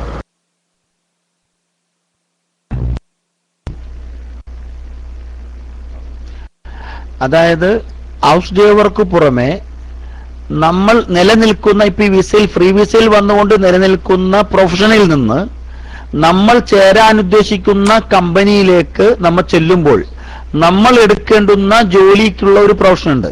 ആ പ്രൊഫഷനിലേക്ക് മാറുന്ന അയാളും ഈ പൈസ അടക്കേണ്ടതില്ല എന്നുള്ളതാണ്. അത് ഹൗസ് ഡ്രൈവർക്ക് മാത്രമല്ല, മറ്റ് ഇപ്പൊ ഈ പ്രൊഫഷനിൽ നിന്ന്, ഹൗസ് ഡ്രൈവർ അല്ലാത്ത പ്രൊഫഷനിൽ നിന്ന് നമ്മൾ ചേരുന്ന കമ്പനിയിലേക്ക് മാറുമ്പോൾ അവിടെ കിട്ടുന്ന ഒരു പ്രൊഫഷൻ, ഉദാഹരണത്തിന് ഒരു പക്ഷേ ഒരു മെക്കാനിക്കൽ ആയിട്ടുള്ള ഒരാൾക്ക് ചിലപ്പോൾ ലേബർ കാറ്റഗറിയിലേക്ക് പോകുന്ന ഒരു ജോലിയിലാണ് നമുക്ക് പ്രവേശിക്കേണ്ടതെങ്കിൽ അയാൾക്ക് ലേബർ കാറ്റഗറി ആക്കുമ്പോഴും നിദാക്കാത്തിന്റെ നിയമപരിധിയിൽ പെടുന്നത് കൊണ്ട് അവർക്ക് പൈസ അടക്കേണ്ടതില്ല.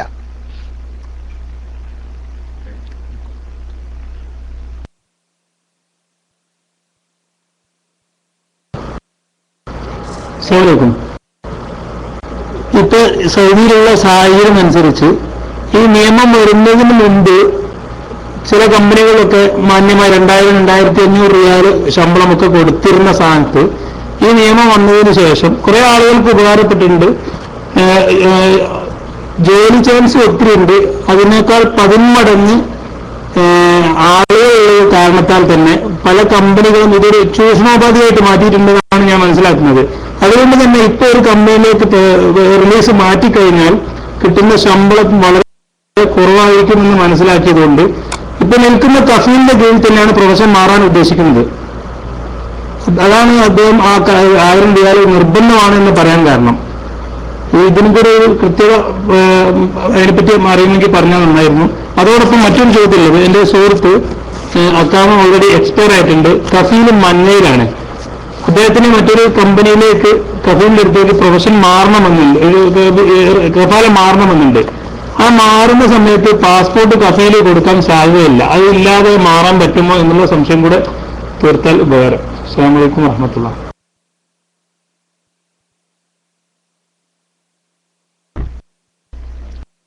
ആദ്യം ചോദിച്ചത് മറ്റൊരു കമ്പനിയിലേക്ക് പോകുന്നതിന് പകരം തന്റെ സ്പോൺസറുടെ കീഴിൽ തന്നെ പ്രൊഫഷൻ ചേഞ്ച് ചെയ്തുകൊണ്ട് നിൽക്കുന്നു എന്നുള്ളതാണ്.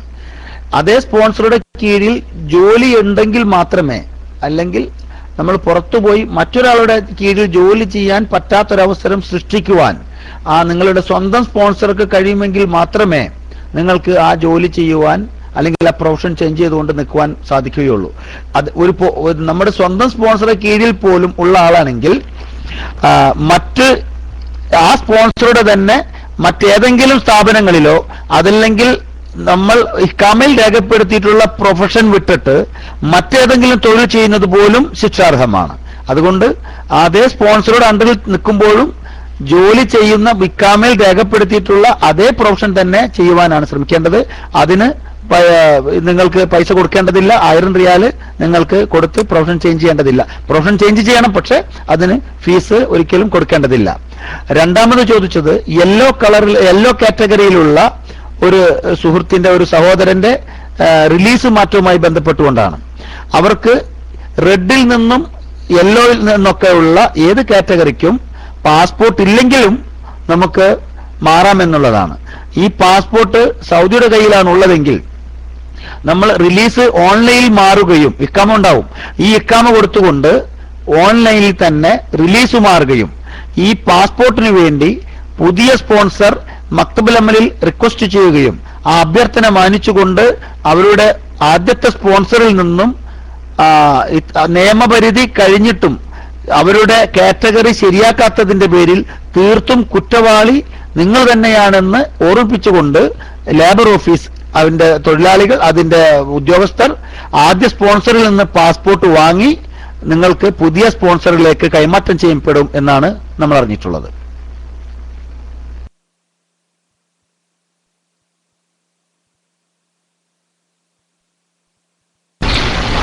ഹലോ, അസ്സലാമു അലൈക്കും. എന്റെ പ്രശ്നം ഞാനുമായി ബന്ധപ്പെട്ടുള്ള ഒരു കാര്യം ചോദിക്കാനാണ്. ഞാൻ നിക്കാക്കാത്തുമായി ബന്ധപ്പെട്ട് എക്സിറ്റ് പോകാൻ ഉദ്ദേശിക്കുന്ന വ്യക്തിയാണ്. എക്സിറ്റിൽ അടിച്ചു കിട്ടും ചെയ്തിട്ടുണ്ട്. ഇനി ഇപ്പോ കേട്ടൊരു ന്യൂസ്, നമ്മൾ എക്സിറ്റ് പോകുമ്പോൾ എയർപോർട്ടിൽ നമ്മൾ NOC, നോ ഒബ്ജക്ഷൻ സർട്ടിഫിക്കറ്റ് കഫീലിന്റെ അടുത്ത് നമ്മൾ അവിടെ എയർപോർട്ട് ഉദ്യോഗസ്ഥന്മാർ ചോദിക്കുന്നുണ്ടെന്നും ജവാസത്ത് അതോറിറ്റി ചോദിക്കുന്നുണ്ടെന്നും അതില്ലാത്തവർ തിരിച്ചയക്കുന്നുണ്ട്, NOC ആയിട്ട് വരണമെന്ന ഒരു ഡിമാൻഡ് അവിടെ അവർ വെക്കുന്നുണ്ടെന്ന് കേട്ടു. അതിന്റെ സത്യാവസ്ഥ എന്ന് അറിയാൻ കൊള്ളാം. അസ്സലാമു അലൈക്കും.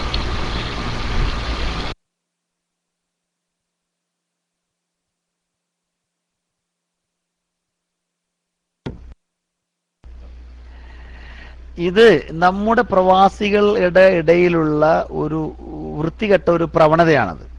എന്തെങ്കിലും ഒരു നിയമം അല്ലെങ്കിൽ വേറെ ഏതെങ്കിലും ഇവിടെ പുതുതായി വന്നാൽ അതില്ലെങ്കിലും കുറെ ആളുകൾ ഇങ്ങനെ കിംവദന്തികൾ പറഞ്ഞുകൊണ്ട് മറ്റുള്ളവരെ വിഷമിപ്പിക്കുന്ന ഒരവസ്ഥയിലേക്ക്, സ്വന്തം സഹോദരങ്ങളെ വിഷമിപ്പിക്കുന്ന ഒരവസ്ഥയിലേക്ക് കൊണ്ടുപോകുക എന്നുള്ളത് അത് ലോകം ഇങ്ങനെ ഒരു പ്രക്രിയയാണത്. അത് നമ്മൾ വിഷമിച്ചിട്ട് കാര്യമില്ല.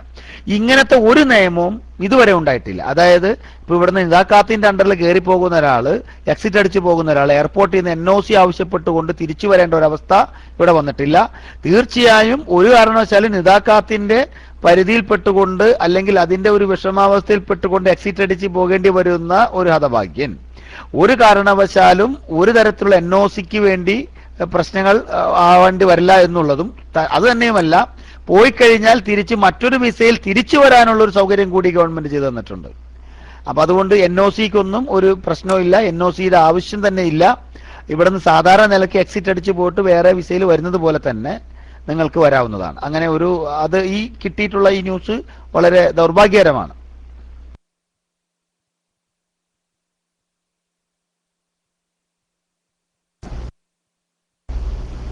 അസ്സലാമു അലൈക്കും. ഞാൻ നേരത്തെ ചോദിച്ച ചോദ്യത്തിന്റെ കൂട്ടത്തിൽ ഒന്നും കൂടി ഉണ്ടായിരുന്നു. അത് മറുപടി ഞാൻ കേൾക്കാത്തത് കൊണ്ടോ എന്നെനിക്കറിഞ്ഞൂടാ.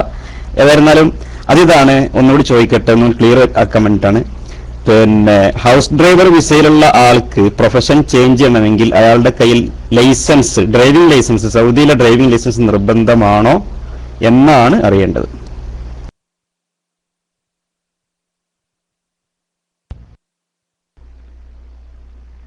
ഇല്ല, അങ്ങനെ നിയമമില്ല. ലൈസൻസ് ഉണ്ടെങ്കിലും ഇല്ലെങ്കിലും നമുക്ക് പ്രൊഫഷൻ ചേഞ്ച് ചെയ്യുന്നതുകൊണ്ട് യാതൊരു പ്രശ്നവുമില്ല. അതിന് പ്രൊഫഷൻ ചേഞ്ച് ചെയ്യുന്ന നേരത്ത് ഒരു ഹൗസ് ഡ്രൈവറെ കയ്യിൽ നിന്നും അങ്ങനെ ഒരു ലൈസൻസ് ഉണ്ടോ ഇല്ലേ എന്നുള്ള ഒരു ചോദ്യവും ഉണ്ടായിരിക്കില്ല.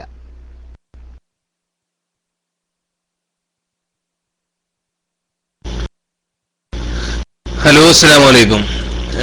സജി സാറേ, ഞാൻ എൻ്റെ ഒരു സ്നേഹിതന് വേണ്ടിയാണ് ചോദിക്കുന്നത്. പിന്നെ അയാള് വന്നിട്ട് ഒരു 3-4 വർഷമായി.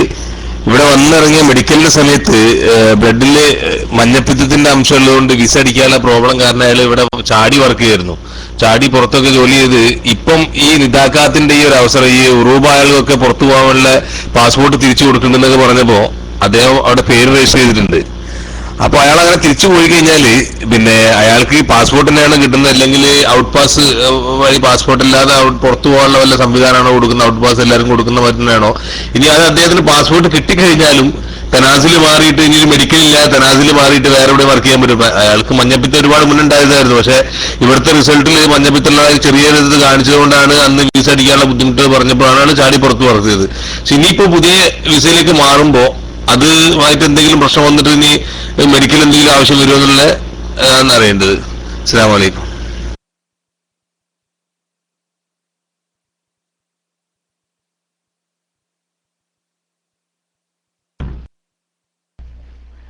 ഇപ്പോ 4 വർഷമായിട്ട് അദ്ദേഹം പുറത്ത് ജോലി ചെയ്തു വരികയും പാസ്പോർട്ട് സൗദി ഒരു പക്ഷേ നമ്മുടെ ഇപ്പൊ അറിവനുസരിച്ച് ഒരു പക്ഷേ ജവാസാത്തിൽ കൊടുത്തിട്ടുണ്ടാകാം, ചിലപ്പോൾ എംബസിയിൽ ഉണ്ടാകാം. അങ്ങനെ ഉണ്ടെങ്കിൽ തന്നെ ആ പാസ്പോർട്ടിന്റെ നമ്പർ ഇതുവരെ ഉള്ള പത്രങ്ങളിലോ എംബസി പ്രസിദ്ധീകരിച്ച പ്രസിദ്ധീകരണങ്ങളിലോ ഉണ്ടോ എന്ന് നമ്മൾ നോക്കേണ്ടതുണ്ട്. അങ്ങനെയുള്ള അല്ലെങ്കിൽ എംബസിയുടെ വെബ്സൈറ്റിൽ അത് നോക്കിയാലും കാണാവുന്നതാണ്. അങ്ങനെ അഥവാ അങ്ങനെ ആ പാസ്പോർട്ട് കിട്ടിയിട്ടുണ്ടെങ്കിൽ അത് തന്നെ മതി നമ്മൾക്ക് ഈ പുതിയ വിസയിലേക്ക് മാറാൻ. പക്ഷേ ഇക്കാമ എടുക്കാത്തതിന്റെ പേരിൽ അദ്ദേഹം പുതിയ വിസയിൽ അല്ലെങ്കിൽ പുതിയ കമ്പനിയിൽ ജോലി കിട്ടിയാലും അവർക്ക് ഇക്കാമ എടുക്കേണ്ടുന്ന മെഡിക്കൽ തുടർന്ന് ചെയ്യുമ്പോൾ മഞ്ഞപ്പിത്തത്തിന്റെ ഏതെങ്കിലും അംശങ്ങൾ അല്ലെങ്കിൽ ആ രോഗം ഇപ്പോഴും നിലനിൽക്കുന്നുണ്ടെങ്കിൽ ഒരു കാരണവശാലും അത് ഈ രാജ്യത്ത് നിലനിൽക്കുവാൻ അല്ലെങ്കിൽ നിർത്തുവാൻ ഇവിടുത്തെ ഗവൺമെന്റ് അനുവദിക്കില്ല. എത്രയും പെട്ടെന്ന് കയറിപ്പോകാനേ അവർ അനുവദിക്കുകയുള്ളൂ.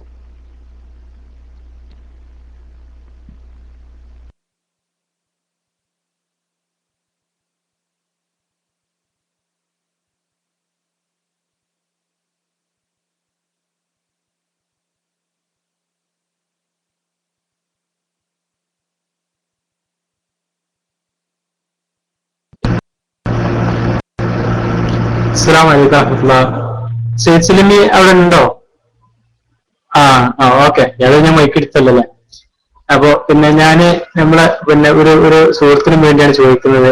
മൈക്കില് മിണ്ടാൻ മടിയുള്ള ഒരു സുഹൃത്തിനു വേണ്ടിയാണ്. പിന്നെ അദ്ദേഹത്തിന്റെ ചോദ്യം ഇതാണ്: എന്റെ കഫീലിന് 12 കടകളും 45 തൊഴിലാളികളും ഉണ്ട്. ഇതനുസരിച്ച് 5 സൗദികൾ ഗോസി അനുസരിച്ച് ജോലിക്ക് വെച്ചു സൗദികളെ. ഇപ്പോൾ പച്ചയിലാണ്. ഈ 12 കടകളിലും സൗദിയെ ജോലിക്ക് വെക്കേണ്ടതുണ്ടോ? അപ്പോൾ 10-ൽ ഒരാൾ എന്ന ആനുപാതികമായി വെച്ചാൽ പോരെ? ഇതാണ് അദ്ദേഹത്തിന്റെ ചോദ്യം. പിന്നെ ഇതിന്റെ ഒപ്പം വേറെ കാര്യം കൂടി പറയട്ടെ. നമ്മുടെ പിന്നെ സലീം ഷാജി ആണെന്നാണ് തോന്നുന്നു മറ്റേ ഒരു പ്രശ്നം പറഞ്ഞു. പിന്നെ ആ മഞ്ഞപ്പിത്തമുള്ള പിന്നെ ഒരാള് ആ മഞ്ഞപ്പിത്തമുള്ള ആൾക്ക് പിന്നെ യഥാർത്ഥത്തിൽ നല്ലത് പിന്നെ പെട്ടെന്ന് നാട് പിടിക്കാൻ പറ്റുമെന്നുണ്ടെങ്കിൽ അതാണ്. അത് മഞ്ഞപ്പിത്തം എന്ന് പറഞ്ഞാല് നമ്മള് പിന്നെ ഒരു മെഡിക്കലിന്റെ ഭാഗമായിട്ട് മെഡിക്കല് കിട്ടണില്ല എന്നുള്ള ഭാഗം മാത്രമായിട്ട് കരുതാൻ പാടില്ലാത്ത ഒരു സംഗതിയാണ്. അത് പിന്നെ വളരെ ഡേഞ്ചർ പ്രശ്നമാണ്. അത് ഇവിടെ നിൽക്കാൻ പറ്റിയില്ല എന്നുള്ളതല്ല പ്രശ്നം.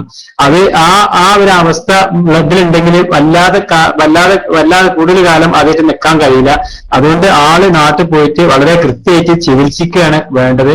പിന്നെ അത് ഓർമ്മിപ്പിക്കുകയാണ്, അല്ലെങ്കിൽ നമ്മൾ വേറൊരു ബുദ്ധിമുട്ട് കാണേണ്ടി വരും. മൈക്ക് സാമ.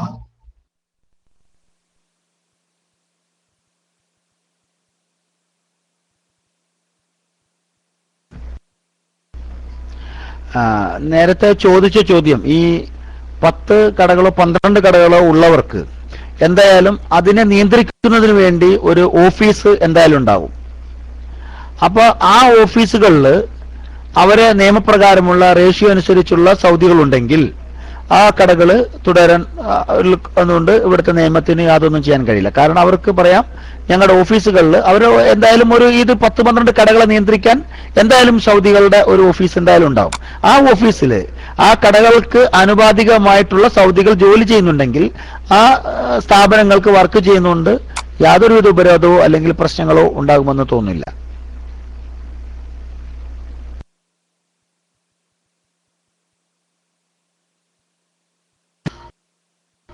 ഹലോ, അസ്സലാമു അലൈക്കും.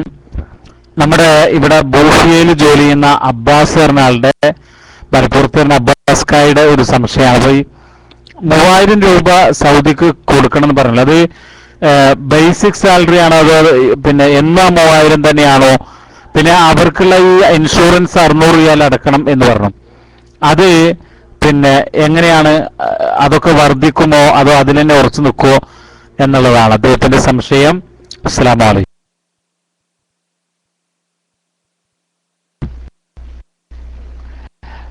ഏറ്റവും ചുരുങ്ങിയത് 3000 റിയാൽ ശമ്പളം കൊടുക്കണമെന്നാണ് ഗവൺമെന്റ് അനുശാസിക്കുന്നത്.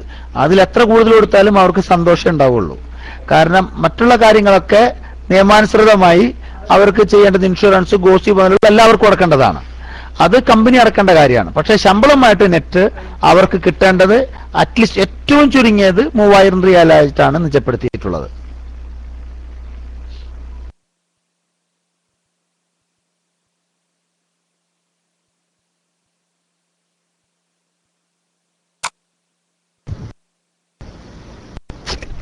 അസ്സലാമലൈക്കും. ഷാജി സാഹിബ് കേൾക്കുന്നതാ? ഇന്നൊരാളൊരു ചോദ്യം ചോദിച്ചതായിരുന്നു. അയാള് റീ എൻട്രി അടിച്ചു വെച്ചിട്ടുണ്ട്. അപ്പൊ അയാൾക്ക് ഈ റീ എൻട്രി അടിച്ച സ്ഥിതിക്ക് ഇനി അയാളെ പ്രൊഫഷൻ ചേഞ്ച് ചെയ്യാനോ അല്ലെങ്കിൽ വേറെ ഒരാളെ പേരിലേക്ക് റിലീസ് മാറാനോ പറ്റുമോ എന്നുള്ളതാണ്. ഈ റീ എൻട്രി വാലിഡ് ആയിക്കൊണ്ട് അതിനെപ്പറ്റി എന്തെങ്കിലും ഒരു മറുപടി പ്രതീക്ഷിക്കുന്നു. അസ്സലാമു അലൈക്കും.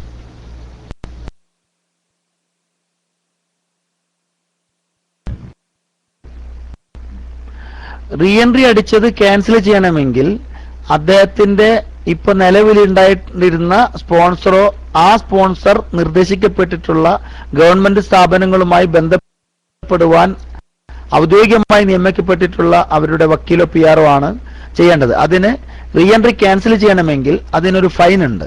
ആ ഫൈൻ കൊടുത്തുകൊണ്ട് 1000 റിയാലാണെന്ന് തോന്നുന്നു. ആ ഫൈൻ അടച്ചുകൊണ്ട് അവർക്ക് അത് ക്യാൻസൽ ചെയ്യുകയും പിന്നീട് അവർക്ക് എന്താണ് ആവശ്യമെന്നുള്ള ആ സോഴ്സ് നോക്കിയിട്ട് അതിന് ചെയ്യാവുന്നതാണ്. പക്ഷെ അത് സ്പോൺസർ സമ്മതിച്ചാൽ മാത്രം. ഇപ്പൊ സ്പോൺസർ ഇപ്പൊ റീ എൻട്രി അടിച്ചു കൊടുത്തിട്ടുള്ളത് പോയി വരാനാണെങ്കിൽ പോകാവുന്നതാണ്. അതല്ലെങ്കിൽ റീ എൻട്രി ക്യാൻസൽ ചെയ്തുകൊണ്ട് മറ്റൊരു റിലീസാണ് അവർ ഉദ്ദേശിക്കുന്നതെങ്കിൽ തീർച്ചയായും അത് ക്യാൻസൽ ചെയ്തുകൊണ്ട് അവർക്ക് റിലീസ് കൊടുക്കുവാൻ സന്നദ്ധനായ സ്പോൺസർ ആണെങ്കിൽ റിലീസ് കിട്ടുകയോ, മറിച്ച് നിതാക്കാത്തിന്റെ പരിധിയിൽപ്പെടുന്ന വിഷയത്തിനുള്ളിലുള്ള ആളാണെങ്കിൽ അവർക്ക് മറ്റൊരു റിലീസ് തേടി പോവുകയോ ചെയ്യാവുന്നതാണ്.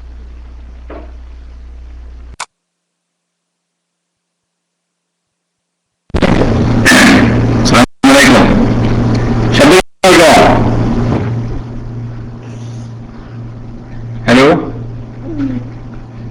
ഓക്കെ. ഞാൻ എൻ്റെ ഒരു സുഹൃത്തിന് വേണ്ടി ചോദിക്കുകയാണ്.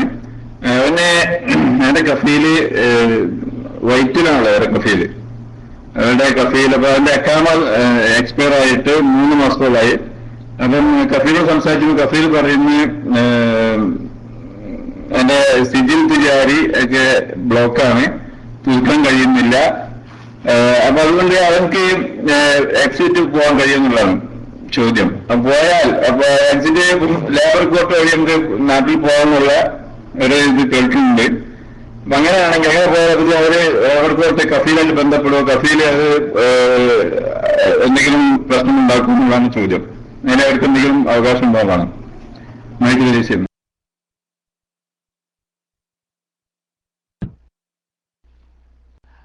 വൈറ്റ് കാറ്റഗറിയിലുള്ള ആളുകളോട് ഇവിടുത്തെ തൊഴിൽ വകുപ്പ് പറഞ്ഞിട്ടുള്ളത് അവരുടെ അതുപോലുള്ള ലൈസൻസ്, മുനിസിപ്പാലിറ്റി ബലദിയുടെ ലൈസൻസ് അതുപോലുള്ളവ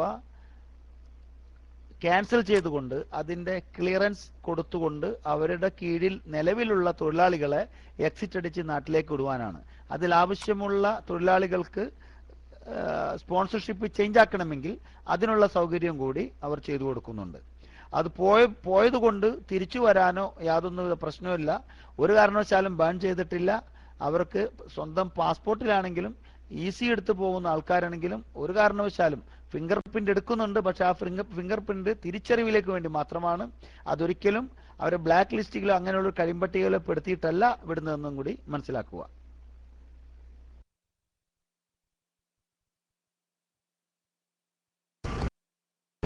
അസ്സലാമു അലൈക്കും വറഹ്മത്തുള്ളാഹി. എനിക്ക് ഒരു ചോദ്യം എൻ്റെ ഒരു സുഹൃത്തിന് വേണ്ടിയാണ്. ഇപ്പോൾ ഇവിടെ ഞങ്ങളെ ഈ ഭാഗത്തൊക്കെ ഏറ്റവും കൂടുതൽ ആളുകൾ കേന്ദ്രീകരിച്ച് മറ്റ് മലയാളികൾ കേന്ദ്രീകരിച്ച ഒരു തൊഴിലാണ് ഈ വാന്. നമ്മുടെ ടൊയോട്ട വാനുകളൊക്കെ വാനുകളിൽ സാധനങ്ങൾ കയറ്റി കടകളിൽ എത്തിക്കുകയും അത് ഓർഡർ അനുസരിച്ചും അല്ലാതെയൊക്കെ എത്തിക്കുന്ന ഈ വാൻ സെയിൽ. ഇത്തരം ആളുകൾക്ക് ഇനിയുള്ള കാലങ്ങളിൽ ഈ വാൻ സെയിൽ തുടർന്നു കൊണ്ടുപോകാൻ കഴിയില്ല എന്നുറപ്പാണ്. ഇങ്ങനെയുള്ള ആളുകൾക്ക് പുതിയ മുഅസ്സസകൾ രൂപീകരിച്ചുകൊണ്ട് ഇനി ഉണ്ടാക്കുന്ന പുതിയൊരു മുഅസ്സസ ഉണ്ടാക്കുകയും അതിന്റെ കീഴിൽ ഈ തൊഴിൽ തുടർന്നു പോകാൻ നിയമപരമായി വല്ല തടസ്സവും ഉണ്ടോ എന്നാണ് അറിയേണ്ടത്. ഇങ്ങനെ പുതിയ മുഅസ്സസകൾ രൂപീകരിക്കുന്നതിന് ഇപ്പോഴത്തെ നിലവിലുള്ള നിയമത്തിൽ വല്ല പഴുതുണ്ടോ അല്ലെങ്കിൽ നിയമ തടസ്സങ്ങളുണ്ടോ എന്നാണ് അറിയേണ്ടത്. ഇപ്പോൾ ഏത് പ്രൊഫഷനിലേക്കാണ് അവർക്ക് ചേഞ്ച് ചെയ്യാൻ അങ്ങനെ ഉണ്ടെങ്കിൽ ഒരു മുഅസ്സസ രൂപീകരിക്കുകയാണെങ്കിൽ അതിന് നിയമത്തിന്റെ ആനുകൂല്യം ഉണ്ടെങ്കിൽ ഏത് പ്രൊഫഷനിലേക്കാണ് ഈ ആളുകൾ ചേഞ്ച് ചെയ്യേണ്ടത് എന്നും അറിയാൻ താല്പര്യപ്പെടുന്നു. അസ്സലാമു അലൈക്കും വറഹ്മത്തുള്ളാഹി.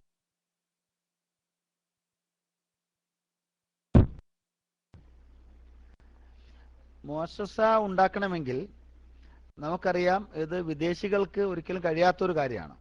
മറിച്ച് അതിനൊരു സൗദി തയ്യാറായി വരികയാണെങ്കിൽ ആ സൗദിക്ക് അങ്ങനെ ഒരു മുഅസ്സസ അനുവദിച്ചു കൊടുക്കുവാൻ ഇവിടുത്തെ എന്ത് ബിസിനസ്സാണോ അവർ വാൻസെയിൽ ഉദ്ദേശിക്കുന്നത് എന്ന് മനസ്സിലാക്കിക്കൊണ്ട് ആ നമ്മൾ വിൽക്കാൻ ഉദ്ദേശിക്കുന്ന എന്ത് ബിസിനസ്സാണോ തുടങ്ങുന്നത് അതിന്റെ മെറ്റീരിയൽസ് ഏത് ഭാഗത്താണ് ഇവിടെ ഇപ്പൊ ദമാം ഏരിയയിലാണെങ്കിൽ ഏത് ഏരിയയിലാണ് അത്തരം ബിസിനസ്സിന് കൊള്ളാവുന്ന സ്ഥലമുള്ളത് എന്ന് ബലദയാണ് അതിന് പെർമിഷൻ കൊടുക്കേണ്ടത്.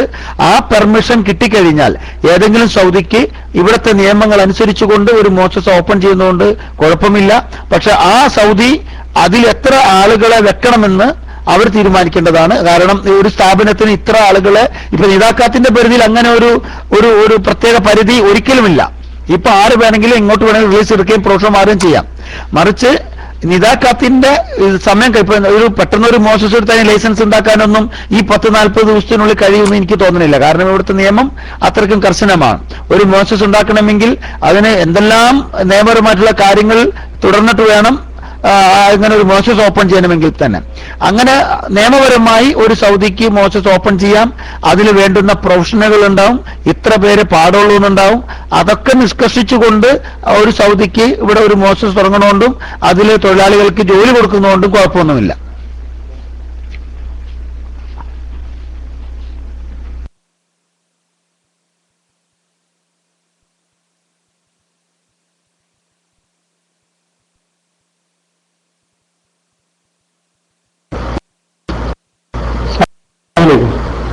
ഇത് രണ്ടാളുകൾ മൈക്കിന് കൈയോർത്ത് എടുത്തില്ല. ഈ ബൈലസിന്റെ പ്രത്യേകത എന്നുള്ളത് തന്നെ ഒരു സിസ്റ്റം ഉണ്ടെങ്കിൽ കുറെ ആളുകൾക്ക് കേൾക്കാം എന്നുള്ളത് തന്നെ റൂമിൽ പല ആളുകളുണ്ട്. അദ്ദേഹത്തിന് പോകാൻ കഴിയും. അപ്പം പിന്നെ മറ്റുള്ളവരോട് ക്ഷമ ചോദിക്കുകയാണ്. ഒരു സംശയം, അദ്ദേഹം ലുലുവിലാണ് ജോലി ചെയ്യുന്നത്. ഇതുവരെ ഫ്രീസയിലായിരുന്നു. ലുലു അദ്ദേഹത്തിന്റെ കഫാലത്ത് ഏറ്റെടുക്കാം എന്ന് പറഞ്ഞിട്ടുണ്ട്, പേപ്പർ കൊടുത്തിട്ടുണ്ട്. പക്ഷെ സ്പോൺസർ എടുത്ത് പോയപ്പോൾ സ്പോൺസർ പേപ്പറൊക്കെ കൊടുത്തു. പക്ഷെ അദ്ദേഹത്തിന്റെ ഗുർഫത്തിജാരിയ ബ്ലോക്കാണ്. ഏകദേശം 1800 റിയാലിന്റെ അടുത്ത് ചെലവ് വരും. അത് ക്ലിയർ ചെയ്തിട്ട് റിലീസ് കൊടുക്കാമെന്ന് പറഞ്ഞിട്ടുണ്ട്. ആ പൈസ എന്റെ സുഹൃത്ത് കൊടുക്കണം. ഇതിന് മറ്റ് വല്ല മാർഗങ്ങളുണ്ടോ എന്ന് അറിയേണ്ടത്. അദ്ദേഹത്തിന്റെ നിയമപരമായ കാര്യങ്ങളൊക്കെ അതിന്റെ റിലീസ് കിട്ടണമെങ്കിൽ ഈ 1800 റിയാൽ അടച്ചിട്ട് 2 വർഷത്തേക്കുള്ളത് പുതുക്കണം എന്നാലേ റിലീസ് മാറാൻ കഴിയൂ എന്നാണ് സൗദി പറയുന്നത്. ഈ കാശ് കൊടുക്കാതെ പുതിയ നിയമം അനുസരിച്ച് റിലീസ് മാറാൻ മറ്റ് സംവിധാനങ്ങൾ എന്തെങ്കിലും ഉണ്ടോ എന്നാണ് അദ്ദേഹത്തിന് അറിയേണ്ടത്. അസ്സലാമു അലൈക്കും വറഹ്മത്തുള്ളാഹി.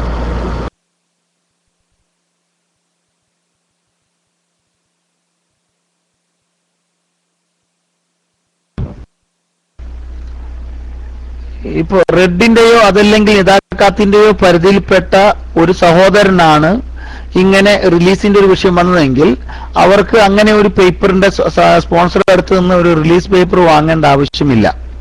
മറിച്ച് അവരുടെ ഡോക്യുമെന്റ്സ് പാസ്പോർട്ടോ ഇക്കാമയോ കൊണ്ട് പുതിയ ഈ ലുലുവിൽ നിന്നും കൊടുക്കുന്ന ഡിമാൻഡ് ലെറ്ററും അവിടുത്തെ ഒരു PROവുമായി ലേബർ ഓഫീസിൽ ചെന്ന് കഴിഞ്ഞാൽ അവർക്ക് റിലീസ് മാറാവുന്നതാണ്.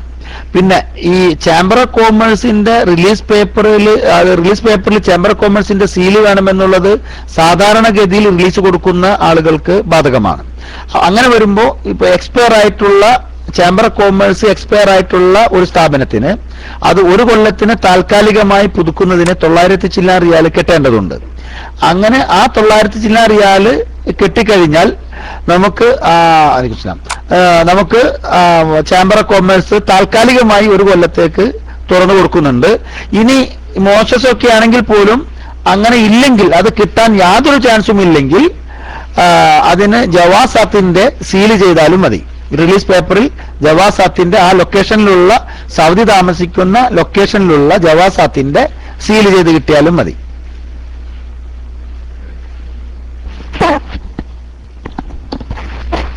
പ്രിയമുള്ള സഹോദരങ്ങളെ, നമ്മൾ സമയം ഒരുപാട് വൈകിയിട്ടുണ്ട്.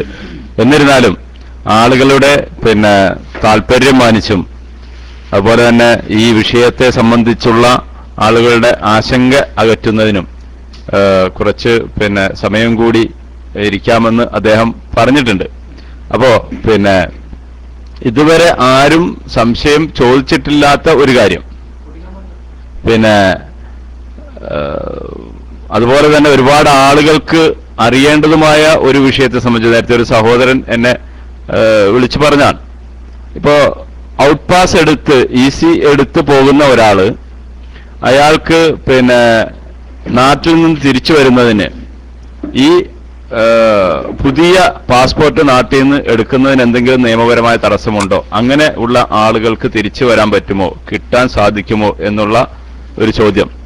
അപ്പൊ ചോദ്യം ഇതാണ്, ഔട്ട് പാസിൽ പോകുന്ന ഒരാൾ തിരിച്ച് വരുന്നതിന് നാട്ടിൽ ചെന്നിട്ട് പുതിയ പാസ്പോർട്ടിന് അപേക്ഷ കൊടുത്താൽ അത് സ്വീകരിക്കുമോ എന്നുള്ള ഒരു പാസ്പോർട്ട് ലഭിക്കുമോ എന്നുള്ള ചോദ്യമാണ്. അതിന് ഉത്തരം ശാസ്ത്രം.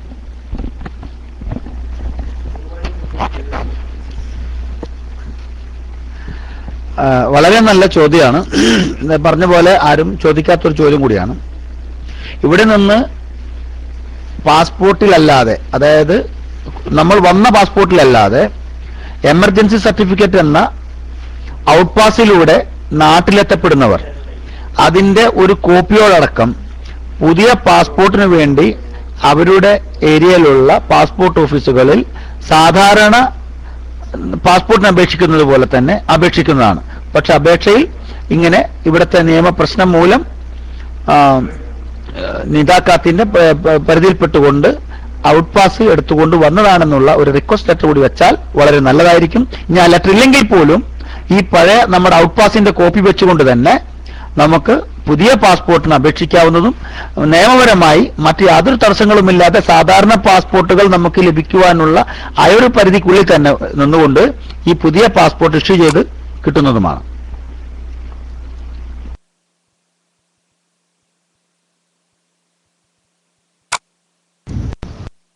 അസ്സലാമു അലൈക്കും.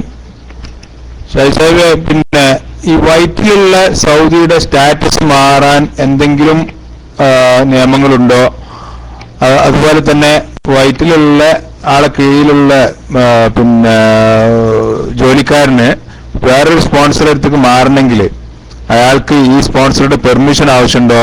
അങ്ങനെ മാറണമെങ്കിലുള്ള പ്രൊസീജിയർ എന്താണ് എന്നുകൂടെ ഒന്ന് വ്യക്തമാക്കി തന്നാൽ നന്നായിരുന്നു. അസ്സലാമു അലൈക്കും.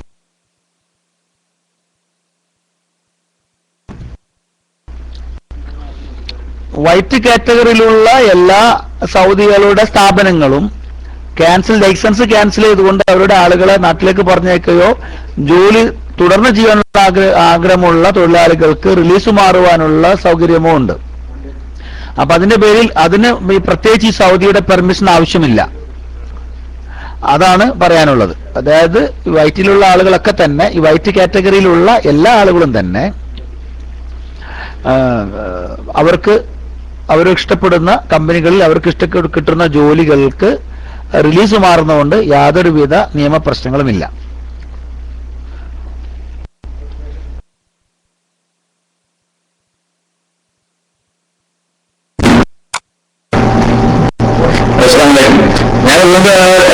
ഞാൻ ക്ലാരിഫൈ ചെയ്യാൻ എടുക്കണമെന്നാക്കിയിട്ട് ഇപ്പം ഞാൻ പറഞ്ഞ ആ വ്യക്തി ഈ കത്തിയിൽ അങ്ങോട്ട് പറഞ്ഞത് എക്കാമ പുതുക്കി എക്സിറ്റ് അടിക്കാൻ വേണ്ടി പറഞ്ഞപ്പോ അത് പറഞ്ഞത് എനിക്കിപ്പം എക്കാമ പുതുക്കാൻ കഴിയില്ല, എന്റെ സിജിൽ തിജാരി ഒക്കെ ബ്ലോക്കാണ്. അപ്പം ഇവനെ എക്സിറ്റ് അടിച്ച് പോകണം, അവന് നാട്ടിൽ പോകണം പറഞ്ഞപ്പോ ഞാൻ വേറെ ഒരു സിജിൽ തിജാരി ഓപ്പൺ ചെയ്യുന്നുണ്ട്, എന്നിട്ട് അതിലേക്ക് മാറ്റിയിട്ട് ഞാൻ വിട്ടുവരാം എന്നൊക്കെ അതാണെങ്കിൽ എനിക്ക് എന്റെ പേര് ജോലി ചെയ്യാന്നൊക്കെ പറയുന്നുണ്ട്. അപ്പൊ ഇവനെ നാട്ടിൽ പോകാനുള്ള താല്പര്യമാണ്. അപ്പൊ ഞാൻ പറഞ്ഞത് ഇവരെ ലേബർ കോർട്ട് വഴി പോവുകയാണെങ്കിൽ ഇപ്പൊ ലേബർ കോർട്ട് സ്വാഭാവികമായിട്ടും കഫീലായിട്ട് ബന്ധപ്പെടുമ്പോൾ അതിനെ കഫീൽ പറയോ എനിക്ക് അതിനെ വേണം, അല്ലെങ്കിൽ എനിക്ക് എന്റെ അടുത്ത് ജോലി ചെയ്യണം, അതിന് ഇതിന്റെ ജോലി ചെയ്യണം എന്ന് പറയോ എന്നുള്ളതാണ് എന്റെ ചോദ്യം. എനിക്ക് അങ്ങനെ പറയാൻ കഴിയോ, അല്ലെങ്കിൽ നേരിട്ട് പോകാൻ കഴിയോ എന്നുള്ളതാണ് ചോദ്യം.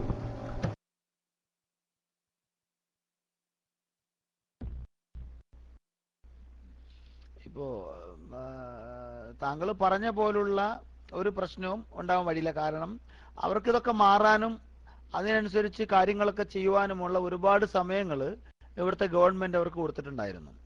ആ സമയപരിധിക്കുള്ളിൽ ചെയ്യാത്തവർക്കാണ് ഇപ്പോൾ സ്പോൺസർമാരുടെ യാതൊരുവിധ അനുവാദവും കൂടാതെ അതിനിരയായിട്ടുള്ള നമ്മുടെ സഹോദരങ്ങൾക്ക് റിലീസ് മാറുവാൻ ഉള്ള അവസരം കൊടുത്തിട്ടുള്ളത്. അതുകൊണ്ട് തന്നെ അങ്ങനെയുള്ള സ്പോൺസർമാരിൽ നിന്ന് യാതൊരു കാരണവശാലും ഒരുവിധ പരാതിയോ പ്രശ്നങ്ങളോ ലേബർ ഓഫീസിൽ വന്ന് പറഞ്ഞാലും അവർക്ക് ഒന്നും ചെയ്യാൻ കഴിയാത്തൊരവസ്ഥയാണ് ഇപ്പൊ നിലവിലുള്ളത്. പിന്നെ ഞാൻ മറ്റൊരു മോസസ് തുടങ്ങട്ടെ, എന്റെ മറ്റൊരു സിജിൽ തിജാരി ഓപ്പൺ ചെയ്യട്ടെ, അതുവരെ നീ ഇവിടെ നിൽക്ക്, എന്നിട്ട് ഞാൻ അതിലേക്ക് മാറ്റാം എന്നൊക്കെ പറയുന്നത് അത് ഒരിക്കലും നമ്മൾ അങ്ങനെ വിശ്വാസത്തിലെടുത്തിട്ട് നിൽക്കാൻ പറ്റുന്ന ഒരവസ്ഥയിലല്ല ഇന്നത്തെ ഇവിടുത്തെ ഒരു സങ്കീർണമായ ഒരവസ്ഥ. വളരെ നിർണായകമാണ്. ഒരു 40 ദിവസത്തിനുള്ളിൽ അങ്ങനെ ഒരു സിജിൽ തിജാരി പുതുക്കി അങ്ങനെ ഒരു മോസസ് തുടങ്ങി അതിലേക്ക് നിൽക്കാൻ പറ്റുമെന്നൊന്നും എനിക്ക് തോന്നുന്നില്ല, പ്രത്യേകിച്ച് ഇപ്പോഴത്തെ ഈ ഒരു അവസ്ഥയിൽ. അപ്പൊ അതിന്റെ പേരിൽ എത്രയും പെട്ടെന്ന് എക്സിറ്റിലെ നാട്ടിൽ പോകുന്നതാണ് സഹോദരൻ ഉചിതമെന്നാണ് എനിക്ക് പറയാനുള്ളത്.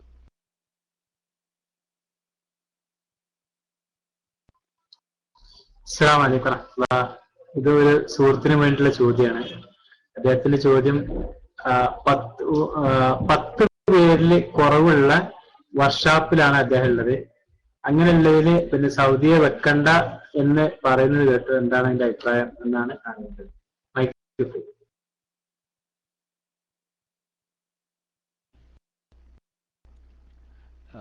10 പേരുള്ള ഒരു സ്ഥാപനത്തിൽ തീർച്ചയായും ഒരു സൗദി ഉണ്ടായിരിക്കണം, യാതൊരു സംശയമില്ലാത്ത കാര്യമാണത്. അങ്ങനെ ഉണ്ടെങ്കിൽ മാത്രമേ അത് നിയമപരമായ പ്രാബല്യം അതിന് വരൂ, നിയമപരമായിട്ടുള്ള അതിന് അനുവാദം കിട്ടൂ. അല്ലാത്തടത്തോളം അത് ഈ പറഞ്ഞ പട്ടികയിൽ പെടുന്നതാണ്.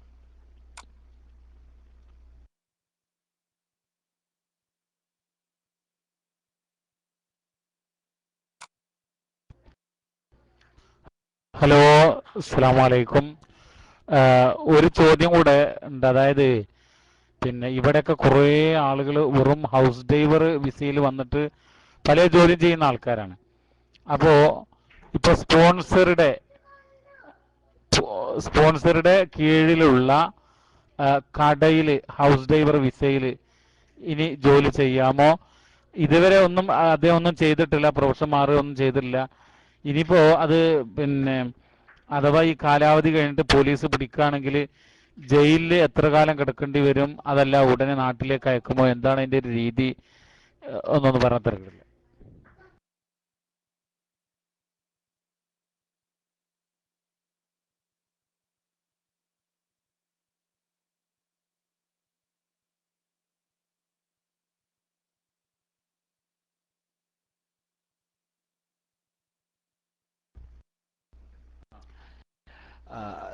ഹൗസ് ഡ്രൈവർ വിസയിൽ വന്നിട്ടുള്ള ഒരാൾ ആ സൗദിയുടെ തന്നെ മറ്റൊരു സ്ഥാപനത്തിൽ ജോലി ചെയ്യുന്നത് വളരെയധികം നിയമവിരുദ്ധമാണ്.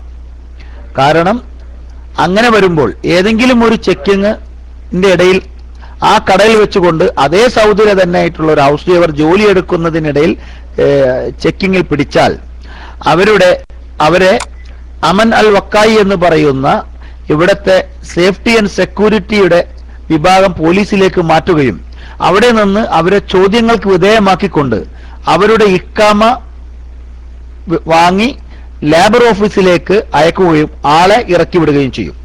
അതിനുശേഷം ലേബർ ഓഫീസിൽ നിന്നും മറ്റു നിയമ നടപടിക്കായി അത് തർഹീൽ എന്ന് പറയപ്പെടുന്ന ഡീപ്പോർട്ടൻ സെന്ററിലേക്ക് അതിന്റെ കൂടുതൽ ചോദ്യങ്ങളിലേക്ക് അവരെ ആ ഇക്കാമ തഹക്കീക്കിന് വിടുകയും അതിന്റെ ഭാഗമായി സ്പോൺസർമാർ ഏത് കഫീലിന്റെ ആണോ ചെയ്യുന്ന അവർക്ക് ഫൈനും അതുപോലെ തന്നെ അയാളെ നാടുകടത്തപ്പെടുകയുമാണ് ഇവിടുത്തെ നിയമം ഉള്ളത്.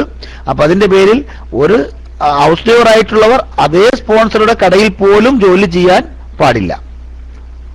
പിന്നെ ഇത് കൂടാതെ ചോദിച്ചത് ഇതിങ്ങനെ നിന്നുകൊണ്ട് ഇവിടുത്തെ നിതാക്കാത്തിന്റെ ഈ സമയപരിധി കഴിഞ്ഞാൽ പിടിച്ചു കഴിഞ്ഞാൽ നിഷ്കർഷിച്ചിരിക്കുന്ന നിയമമനുസരിച്ച് 10,000 മുതൽ 1,00,000 വരെ റിയാൽ പിഴയും 2 കൊല്ലം ജയിലുമാണ്.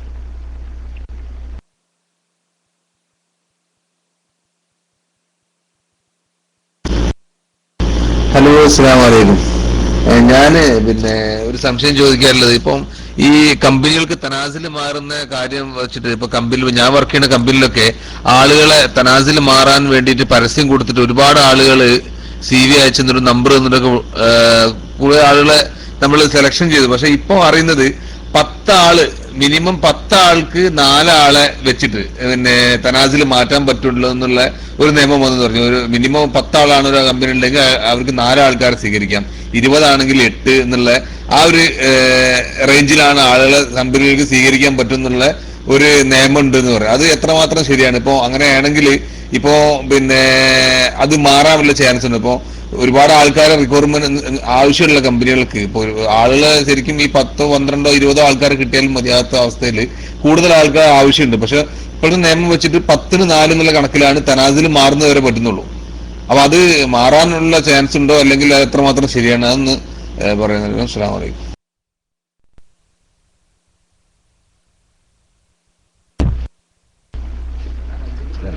ശരിയല്ല.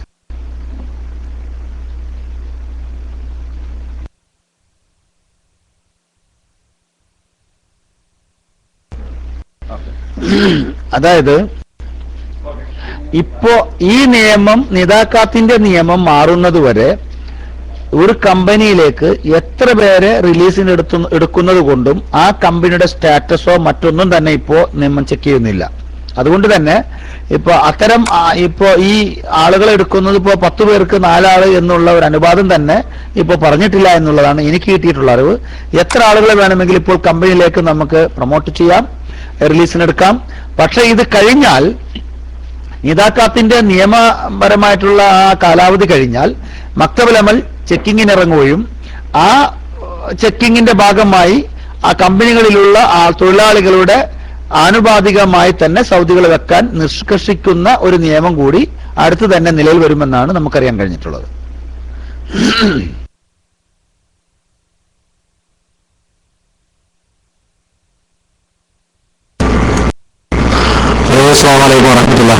ഞാൻ നേരത്തെ ചോദിച്ചൊരു ചോദ്യത്തിന്റെ അനുബന്ധം തന്നെയാണ് എന്റെ ചോദ്യം. ഇവിടെയുള്ള നമ്മൾ ഈ ചോദ്യം ചോദിക്കുന്നതും നമ്മളോട് ആശങ്ക പങ്കുവെക്കുന്നൊക്കെ ആൾക്കാർ കുറച്ച് ആൾക്കാർ വളരെ ബഹുഭൂരിഭാഗം വരുന്ന ആളുകൾ നിയമം അത് ഇപ്പം ഇങ്ങനെ നടപ്പായി അതങ്ങനെ വരട്ടെ, വരുന്നിടത്ത് വെച്ച് കാണാം എന്ന് വിചാരിക്കുന്ന ആളുകളുണ്ട്. ഇതൊക്കെ ഇപ്പോൾ പോയാണ്, അത് കഴിഞ്ഞാലൊക്കെ ശരിയാവും എന്ന് വിചാരിക്കുന്ന ആളുകളുണ്ട്. ഇവരുടെ അവസ്ഥ എന്തായിരിക്കും? ഈ നിയമം ഇപ്പോൾ വളരെ കർശനമാകും എന്ന് ഇവിടെ പറഞ്ഞിട്ട് എത്രത്തോളം എന്തായിരിക്കും ഇവരുടെ പരിണിത ഫലം? ഈ പറഞ്ഞ ജയിലും ഈ ഇതുപോലെയുള്ള ഫൈനുകളൊക്കെ ഈ ആളുകൾക്ക് എന്തോരം കിട്ടും എന്ന് അറിയാനാണ് ചോദിക്കുന്നത്. ആളുകൾ അങ്ങനെ ആ ഒരു നിസ്സംഗഭാവത്തിൽ നിൽക്കുന്നത് ഒരറിയിപ്പ് എന്നുള്ളവർക്കാണ്.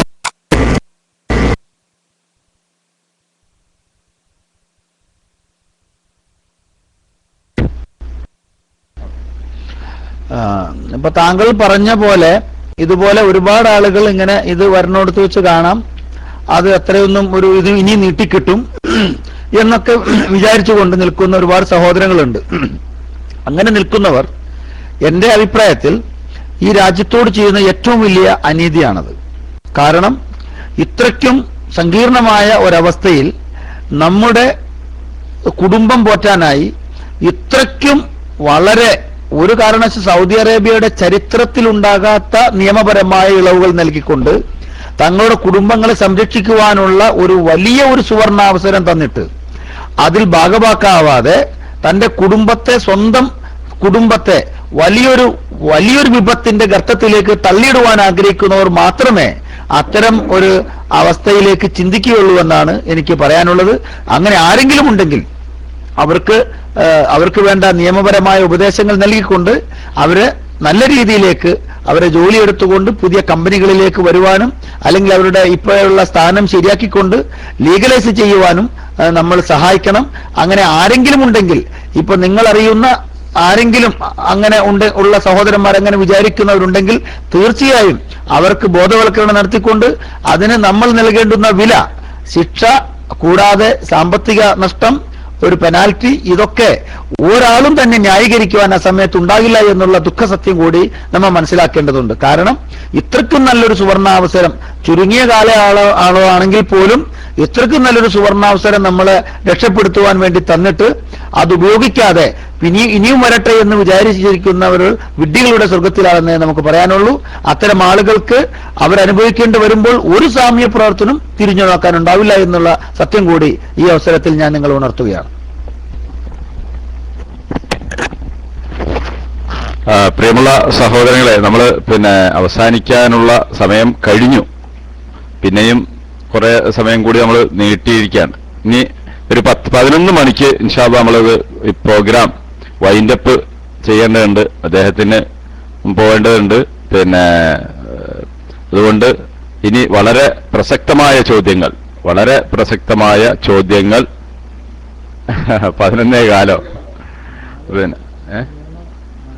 അതെ, ഒരു മാക്സിമം ഒരു 4 ചോദ്യം ആ നിലയ്ക്ക് നമുക്ക് അവസാനിപ്പിക്കാം. കൂട്ടത്തില് ഒരു കാര്യം കൂടി നമ്മുടെ ഇതുമായി ബന്ധപ്പെട്ട് നമ്മൾ വിശദീകരിക്കേണ്ടതുണ്ട് എന്ന് തോന്നുകയാണ്. പലപ്പോഴും ഇതൊരു നിത്താക്കാത്ത് എന്ന് പറയുന്ന, അല്ലെങ്കിൽ ഇവിടെ നിയമപരമായ രീതിയിലുള്ള പരിരക്ഷ നൽകുകയും നിയമപരമായ കാര്യങ്ങൾ കൂടുതൽ കർശനമാക്കുകയും ചെയ്യുന്ന ഒരു സംവിധാനം നിലവിൽ വന്നിരിക്കുകയാണ്. അപ്പൊ ഇത് നമ്മെ സംബന്ധിച്ച്, നമ്മുടെ നാട്ടിലും അല്ലെങ്കിൽ ആളുകളെ സംബന്ധിച്ചിടത്തോളം, പ്രത്യേകിച്ച് ഫ്രീ വിസക്കാരെ, അപ്പോൾ ഇതൊരു വലിയ അനീതിയാണ് എന്നുള്ള നിലയ്ക്കുള്ള സംസാരങ്ങൾ അല്ലെങ്കിൽ ചില കോണുകളിൽ നിന്നുള്ള കാര്യങ്ങൾ നമ്മൾ കേൾക്കുന്നുണ്ട്. ചില രാഷ്ട്രീയ മുതലെടുപ്പിനുള്ള അല്ലെങ്കിൽ അങ്ങനെയുള്ള ആളുകളാവാം. എന്തായാലും അതിനെക്കുറിച്ചൊന്ന് കൃത്യമായിട്ട് ഈ ഫ്രീ വിസ അല്ലെങ്കിൽ ഈ നിയമം പുതുതായിട്ടുണ്ടായതാണോ, എന്തിനാണ് ഇങ്ങനെ ഒരു പദ്ധതി ഇവർ നടപ്പാക്കാനുള്ള കാരണം എന്നുകൂടി ഒന്ന് കൂട്ടത്തിൽ വിശദീകരിച്ചാൽ നന്നായിരിക്കുമെന്ന് തോന്നുന്നു.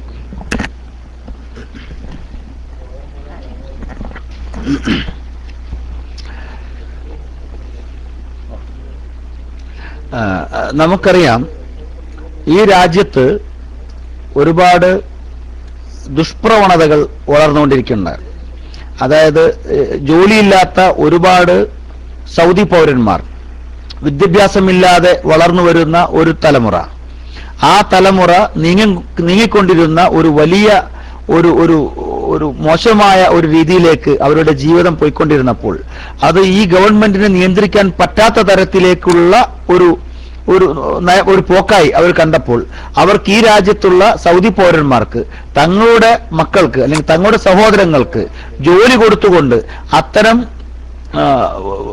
ദുശീലങ്ങളിൽ നിന്നും അത്തരം മോശമായ പ്രവർത്തികളിൽ നിന്നും പിന്തിരിപ്പിക്കണമെന്ന് ഇവിടുത്തെ ഗവൺമെന്റ് ചിന്തിച്ചതിന്റെ ഭാഗമായി തന്നെയാണ് അവർക്ക് ജോലി കൊടുത്തുകൊണ്ട് അധ്വാനിക്കാൻ പ്രേരിപ്പിക്കുകയും അതിനുവേണ്ട പരിശീലനം നൽകുകയും അവരെ നല്ലൊരു ജോലിയിലേക്ക് ആക്കിക്കൊടുത്തുകൊണ്ട് അവരുടെ കുടുംബങ്ങളോടുള്ള ബന്ധം ഊട്ടിയുറപ്പിക്കുവാൻ ഇവിടുത്തെ ഗവൺമെന്റ് തീരുമാനിച്ചിട്ടുള്ളത്.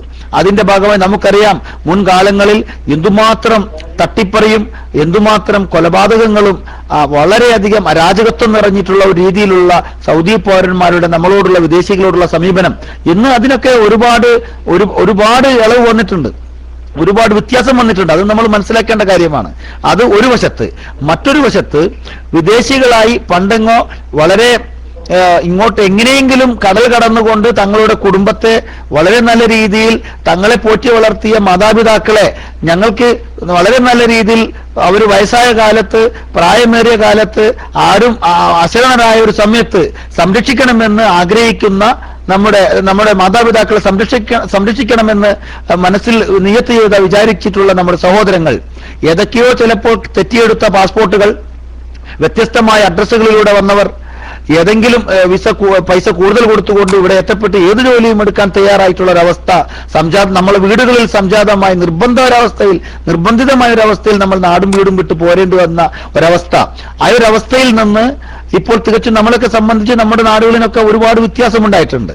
ഗൾഫ് എന്ന് പറയുമ്പോൾ അതിൽ നമ്മുടെ നാടിന് വന്നിട്ടുള്ള മുഖച്ഛായയുടെ വ്യത്യാസം തന്നെ നമ്മളൊക്കെ ഇവിടെ വന്ന് ജോലി എടുത്തുകൊണ്ട് നമ്മുടെ നാട്ടിലേക്ക് അയക്കുന്ന സാമ്പത്തികമായ ആ ഒരു നിലപാട്, ആ ഒരു നയം, അങ്ങനെ വന്നിട്ടുള്ള ഒരു മാറ്റമാണ്.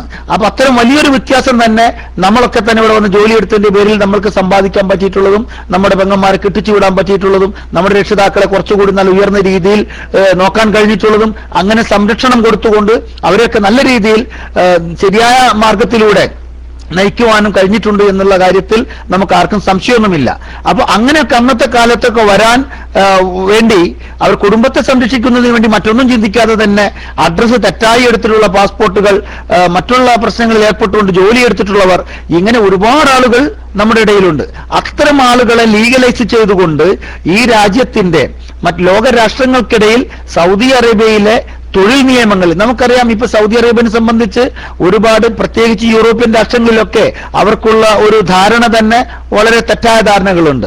ഇവിടുത്തെ ശിക്ഷിക്കപ്പെടുന്ന നിയമപരമായിട്ടുള്ള കാര്യങ്ങൾ, ഏതെങ്കിലും കുറ്റകൃത്യങ്ങൾ ഏർപ്പെടുന്നവർക്ക് കൊടുക്കുന്ന ശിക്ഷാവിധികൾ തീർത്തും പ്രാകൃതമാണെന്ന് പറഞ്ഞുകൊണ്ട് ഈ രാജ്യത്തെ പഴിച്ചവർ, അതുപോലെ തന്നെ മറ്റുള്ള നിയമപരമായ മനുഷ്യാവകാശ ലംഘനങ്ങളുണ്ടെന്ന് പറയപ്പെടുന്ന ഒരുപാട് കാര്യങ്ങൾ നമുക്ക് കാണാൻ കഴിഞ്ഞിട്ടുണ്ട്. കുറെയൊക്കെ സത്യങ്ങളുമായിരുന്നു.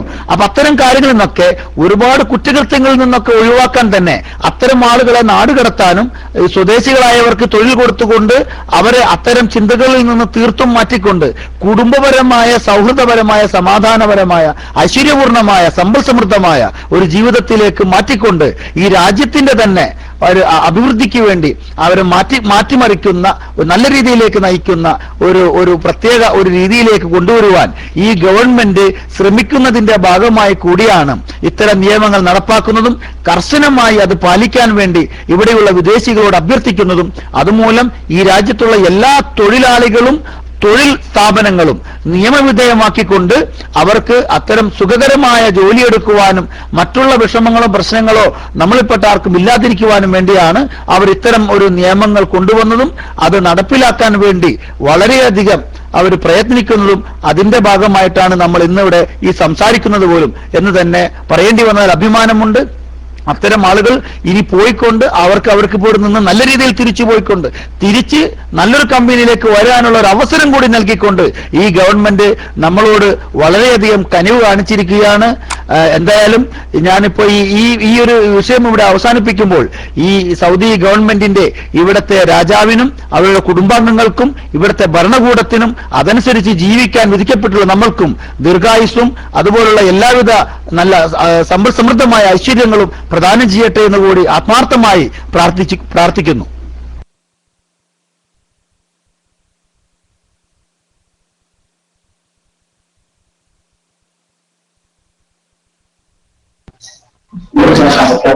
അസ്സലാമു അലൈക്കും. വളരെ ഒരു സുഹൃത്തിന്റെ ചോദ്യമാണ്. ഗോസിൽ രജിസ്റ്റർ ചെയ്ത് സാലറി എല്ലാവർക്കും ഉണ്ടല്ലോ, എന്നാൽ അതിനേക്കാൾ കൂടുതലാണ് കഫീൽ തരുന്ന സാലറി. അത് മുഴുവൻ ബാങ്ക് വഴി അയക്കുമ്പോൾ വല്ല പ്രശ്നവുമുണ്ടോ?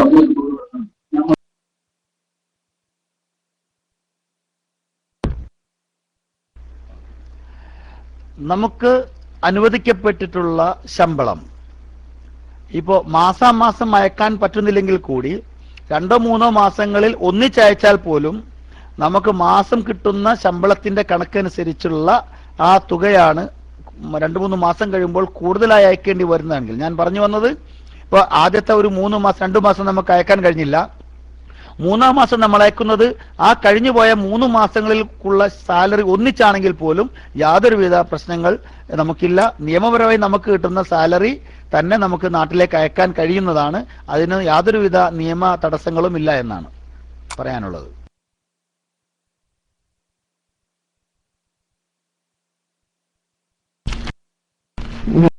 അസ്സലാമു അലൈക്കും.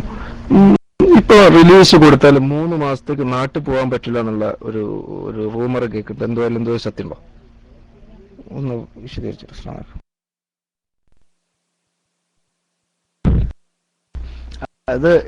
ഇതിപ്പോ ഞാൻ പ്രതീക്ഷിച്ച ഒരു ചോദ്യമാണ്. പക്ഷെ ഇതുവരെ എന്തുകൊണ്ട് ചോദിച്ചില്ല എന്ന് മാത്രം ഞാൻ വിചാരിച്ചിരുന്നത്. റിലീസ് മാറിക്കഴിഞ്ഞാൽ ഈ റിലീസ് മാറിയവർ തുടർച്ചയായി 3 മാസം ഗോസിയിൽ അവർക്ക് പൈസ അടക്കേണ്ടതുണ്ട്. അങ്ങനെ പൈസ അടക്കുന്നവർക്ക് അവരുടെ പിന്നീടുള്ള ആ കാറ്റഗറി നിലനിർത്തുവാൻ കഴിയും. അപ്പൊ അതുകൊണ്ട് അറ്റ്ലീസ്റ്റ് 3 മാസമെങ്കിലും റിലീസ് മാറിക്കഴിഞ്ഞാൽ ജോലി എടുക്കണമെന്നാണ് ഗവൺമെന്റ് അനുശാസിക്കുന്നത്. അതിന്റെ കാരണം ഇതാണ്, ഓരോ മാസവും അവർ അറ്റ്ലീസ്റ്റ് 3 മാസത്തെങ്കിലും ഗോസിയിൽ പൈസ വന്നതായി അവർക്ക് രേഖ വേണം. എന്നാലേ ആ കമ്പനിയുടെ മറ്റുള്ള കാറ്റഗറിയും ആ കമ്പനിയുടെ സ്റ്റാറ്റസും നിലനിർത്തുവാൻ ആ കമ്പനിയുടെ ആൾക്കാർക്ക് കഴിയൂ, ഗവൺമെന്റിനും കഴിയൂ. അതാണ് അതിന്റെ ഒരു പ്രധാനമായ ഒരു കാര്യം.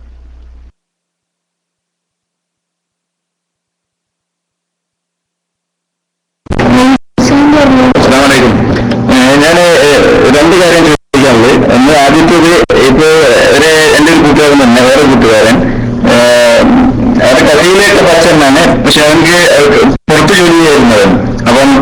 അപ്പൊ ഇങ്ങനെയുള്ള ഈ ഒരു സമയത്ത് അവന് കഫീനോട് പറഞ്ഞ് എനിക്ക് വേറെ കമ്പനിയിലേക്ക് ട്രാൻസ്ഫർ തനാകുലാവണം, അവന്റെ പാസ്പോർട്ടും റിലീസ് സെപ്പറേറ്റ് തരണമെന്ന് പറഞ്ഞപ്പോ അങ്ങനെ അയാള് വളരെയധികം എമൗണ്ട് ചോദിച്ചിട്ടുണ്ട്. 12,000 റിയാലോളം ചോദിച്ചിരിക്കുകയാണ്.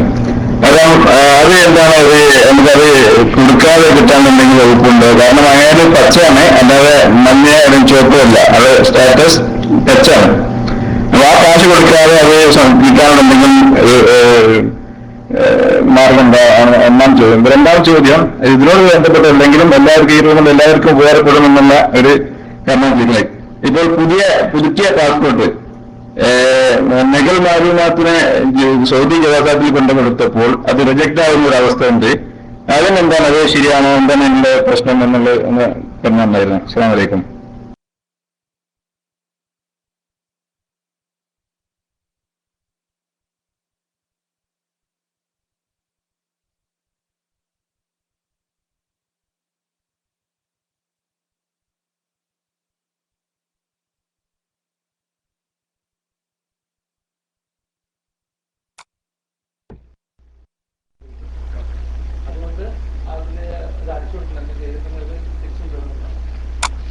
നിയമനം മാറ്റില്ല. ഹലോ, ആദ്യം ചോദിച്ച ചോദ്യം എന്താണ്? ഗ്രീനിലുള്ള ആൾക്ക് റിലീസ്.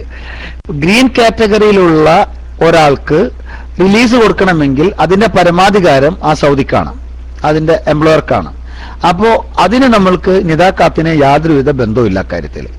ഗ്രീൻ കാറ്റഗറിയിലുള്ള ഒരാൾക്ക് 2 കൊല്ലം കഴിഞ്ഞാൽ, അതായത് കോൺട്രാക്ട് വൈസ് 2 കൊല്ലം അറ്റ്ലീസ്റ്റ്, ആ 2 കൊല്ലത്തെ എഗ്രിമെന്റ് കഴിഞ്ഞാൽ അവർക്ക് റിലീസ് കൊടുക്കുകയോ എക്സിറ്റ് കൊടുക്കുകയോ ചെയ്യാം. എന്നാൽ കഫീലിന് ആവശ്യപ്പെടുകയാണ്, നീ പോയി കഴിഞ്ഞാൽ എനിക്ക് ഇത്ര നഷ്ടം വരും എന്നുള്ള ഒരു ബേസ് വെച്ചിട്ടാണ് അവർ ഈ പൈസ ചോദിക്കുന്നത്. അത് സ്പോൺസറും തൊഴിലാളിയും തമ്മിലുള്ള ഒരു അലിഖിത നിയമമാണ്. ഇത്ര എമൗണ്ട് തന്നാലേ ഞാൻ റിലീസ് തരൂ എന്ന് പറയുന്നത്, നമുക്കത് വേണ്ടാന്ന് പറയാനും അത് ഞാൻ തരില്ല എന്ന് പറയാനും ഉള്ള നമുക്കൊരു റൈറ്റ് ഇല്ല. അതുപോലെ തന്നെ എനിക്ക് ഇത് തരാൻ പറ്റും അല്ലെങ്കിൽ എനിക്കിത് കൊടുക്കണമെന്ന് നമുക്ക് പറയാനും നമുക്കും പറ്റൂല. കാരണം 10,000 മുതൽ 20,000 റിയാൽ വരെ റിലീസിന് ഗ്രീൻ കാറ്റഗറിയിലുള്ള സ്പോൺസർമാര് റിലീസിന് വേണ്ടി പൈസ ചോദിച്ചു എന്നുള്ള ഒരുപാട് പ്രശ്നങ്ങൾ നമ്മളെ അടുത്ത് പരിഹരിക്കാൻ വേണ്ടി വന്നിട്ടുണ്ട്. അത് നമ്മൾക്ക് രമ്യമായി തന്നെ ആ സ്പോൺസറുമായി സംസാരിച്ചുകൊണ്ട് പരിഹരിക്കാൻ പറ്റുമോ എന്നാണ് നോക്കേണ്ടത്.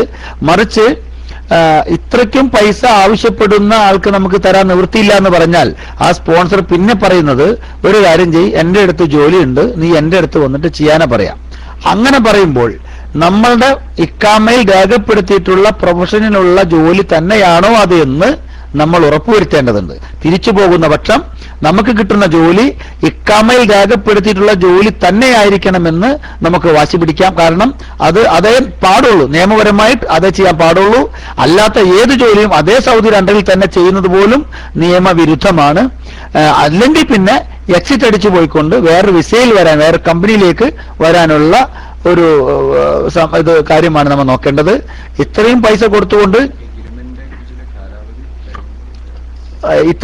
കൊടുത്തുകൊണ്ട് റിലീസ് വേണോ വേണ്ടേ എന്ന് തീരുമാനിക്കേണ്ടത് തൊഴിലാളിയാണ്.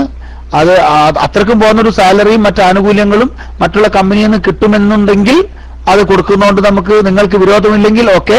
അതല്ല, ഇത്രയും പൈസ കൊടുത്തുകൊണ്ട് അങ്ങനെ റിലീസ് കൊടുക്കുന്നതുകൊണ്ട് കിട്ടുന്നതുകൊണ്ട് അർത്ഥമില്ല എന്ന് വിചാരിക്കുന്നവർ ദയവായി എക്സിറ്റിന് പോയിക്കൊണ്ട് ഈ നിയമത്തെ അനുസരിക്കണമെന്ന് അപേക്ഷിക്കുന്നു.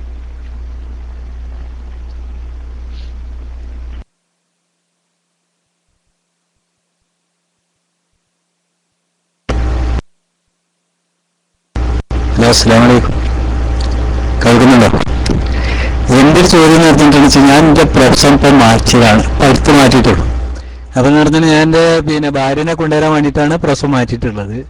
അപ്പോൾ അതുകൊണ്ട് എന്ന് പറഞ്ഞിട്ടുണ്ടെങ്കിൽ എൻ്റെ ജോലി വേറെയാണ്. പക്ഷേ കമ്പനിയിൽ ആ പ്രൊഫഷനിലുള്ള ജോലിയും വേറെയുള്ളതൊക്കെ ഉണ്ട്. പക്ഷേ എൻ്റെ പ്രൊഫഷനിലുള്ള ജോലിയല്ല ഞാൻ ചെയ്യുന്നത്. ഞാനെന്ന് പറഞ്ഞിട്ടുണ്ടെങ്കിൽ ഇവിടെ ആരിസിൻ്റെ ജോലിയാണ് ചെയ്യുന്നത്. അതിൽ ബുദ്ധിമുട്ടുണ്ടോ എന്ന് എനിക്കറിയുന്നുണ്ട്. അസ്സലാമു അലൈക്കും.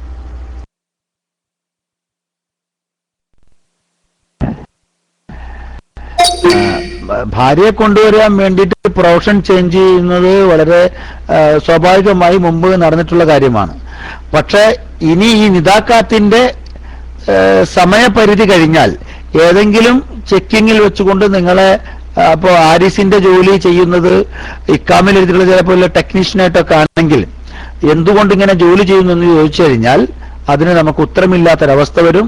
അത് ശിക്ഷാ നടപടിക്ക് വിധേയമാണ് അങ്ങനെയുള്ള ജോലികൾ.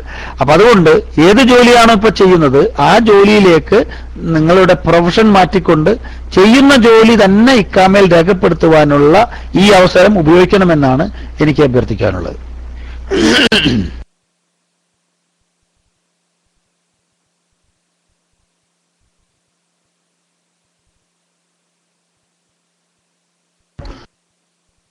ഹലോ, അസ്സലാമു അലൈക്കും വറഹ്മത്തുള്ളാഹി.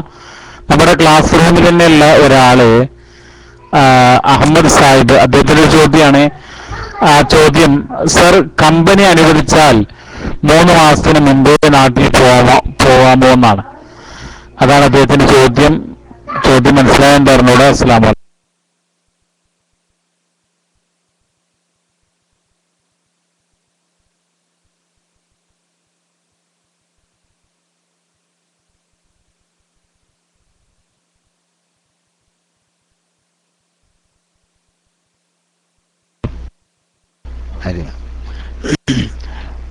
നിദാക്കാത്ത് വിഷയവുമായി ബന്ധപ്പെട്ടുകൊണ്ട് റിലീസ് മാറി പുതിയ കമ്പനിയിൽ ജോലി ചെയ്യുന്ന ഒരാൾ 3 മാസത്തിനുള്ളിൽ പോകേണ്ട ഒരവസ്ഥ അത് ആ കമ്പനിക്ക് തന്നെ ദോഷം ചെയ്യുന്ന ഒന്നാണ്. കാരണം ഈ അടുത്തു വരുന്ന 3 മാസങ്ങളിൽ ലേബർ ഓഫീസ് ഇത്തരം കമ്പനികൾ പരിശോധനകൾക്ക് വിധേയമാക്കുകയും അത്തരം പരിശോധനകളിൽ അന്നന്ന് റിലീസ് മാറിയിട്ടുള്ള ആളുകൾ അത്തരം സ്ഥാനങ്ങളിൽ ജോലി ചെയ്യുന്നുണ്ടോ എന്ന് ഉറപ്പുവരുത്തുകയും ചെയ്യുന്നു. ഈ ഉറപ്പുവരുത്തലിൽ ആ ഒരു തൊഴിലാളി ആ കമ്പനികൾ ഇല്ലെങ്കിൽ അത് ആ കമ്പനിയെ സാരമായി ബാധിക്കും. കൂടാതെ ഗോസിയിലുള്ള ഇടപാടുകൾ അതിനും അത് വിഘ്നമായിട്ട് വരുമെന്നുള്ളതാണ് എനിക്ക് പറയാനുള്ളത്.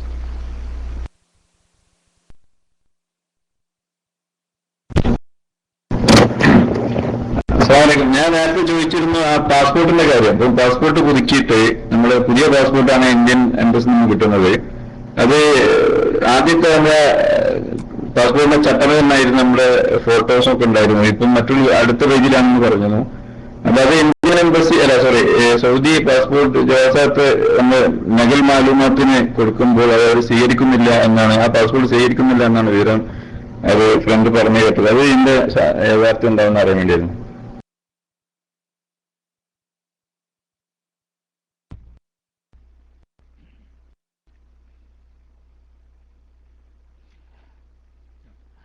ഇതിന് ഇപ്പോ മാറിയിട്ടുള്ള അത് നമ്മുടെ ഇവിടുത്തെ ജവാസാത്തിലെ ഉദ്യോഗസ്ഥന്മാർക്ക് അതിനെക്കുറിച്ച് നമ്മുടെ ഇന്ത്യ ഗവൺമെന്റ് അല്ലെങ്കിൽ എംബസി ശരിയായിട്ടുള്ള ഒരു ധാരണ കൊടുക്കാത്തതിന്റെ പിശകിലാണത്. ഇതിനു മുമ്പ് തന്നെ മുൻപും ഇവിടുത്തെ നമ്മുടെ പ്രവാസികാര്യമന്ത്രി വയലാർ രവി പണ്ട് ഇവിടെ വന്നിട്ടുള്ള ഇംപ്രോപ്പർ ആയിട്ടുള്ള പാസ്പോർട്ടിൽ വന്നിട്ടുള്ളവർ പാസ്പോർട്ട് സറണ്ടർ ചെയ്തുകൊണ്ട് പ്രോപ്പർ ആക്കണമെന്ന്, അതായത് ശരിയായിട്ടുള്ള അഡ്രസ്സിലുള്ള പാസ്പോർട്ട് എടുക്കണമെന്ന് ഇന്ത്യ ഗവൺമെന്റ് നമ്മുടെ ഇവിടുത്തെ ഇന്ത്യക്കാരോട് അപേക്ഷിച്ചിട്ടുണ്ടായിരുന്നു. അത്തരം കാലഘട്ടത്തിൽ നമ്മൾ തെറ്റായി അഡ്രസ്സ് കൊടുത്തെടുത്തിട്ടുള്ള പാസ്പോർട്ടുകൾ ഇവിടെ സബ്മിറ്റ് ചെയ്യപ്പെടുകയും പുതിയ പാസ്പോർട്ട് എടുത്തുകൊണ്ട് ഇതേപോലെ ജവാസാത്തിലോട്ട് ഇതിന്റെ വിസ എൻഡോഴ്സ് ചെയ്യുവാൻ വേണ്ടി പോയപ്പോൾ അവിടെ വെച്ച് അത് വേറൊരു അഡ്രസ്സും വേറൊരു പേരുമൊക്കെ വരുന്നതിന്റെ പേരിൽ ജവാസാത്ത് അത് നിരസിക്കുകയും അതുപോലുള്ള ഒരുപാട് ആളുകൾ ഇന്നും അങ്ങനെ തന്നെ നിലനിൽക്കുന്നു എന്നുള്ളതും പരമസത്യമാണ്. അതുപോലെ പക്ഷെ ഇത് അങ്ങനെ ആയിരിക്കില്ല. ഇത് ഉടനെ തന്നെ ഞങ്ങൾ കഴിഞ്ഞ പ്രാവശ്യം ഇതിനെക്കുറിച്ച് സംസാരിച്ചപ്പോൾ അദ്ദേഹം പറഞ്ഞത് അതും ഇന്ത്യൻ ഗവൺമെന്റും ഇവിടുത്തെ ജവാസാത്തും തമ്മിലുള്ള അതിനുള്ള സർക്കുലറും കാര്യങ്ങളൊക്കെ ഞങ്ങൾ എത്രയും പെട്ടെന്ന് അയച്ചിട്ടുണ്ട്. അതിന് വിഷമിക്കേണ്ടി വരില്ല. അത് മുകളിലുള്ള ഉദ്യോഗസ്ഥന്മാർക്ക് അതിനുള്ള നിയമപരമായിട്ടുള്ള അറിവും കൊടുത്തിട്ടുണ്ടെന്നാണ് നമുക്കറിയാൻ കഴിഞ്ഞിട്ടുള്ളത്. അതിന്റെ പേരിൽ അത്തരം താഴേക്കടൽ ഉദ്യോഗസ്ഥന്മാർക്ക് അവർക്ക് പറഞ്ഞു കൊടുക്കുവാനുള്ള പ്രശ്നങ്ങളോ അതല്ലെങ്കിൽ അവർ മനസ്സിലാക്കാൻ പറ്റാത്തതോ ആണെന്ന് മനസ്സിലായിട്ടില്ല.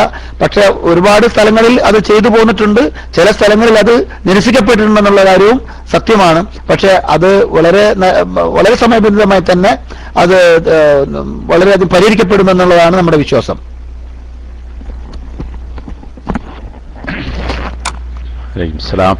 പ്രിയമുള്ള സഹോദരങ്ങളെ, നമ്മൾ പറഞ്ഞതിനേക്കാളുമൊക്കെ ഒരുപാട് സമയം അധികരിച്ചിട്ടുണ്ട്.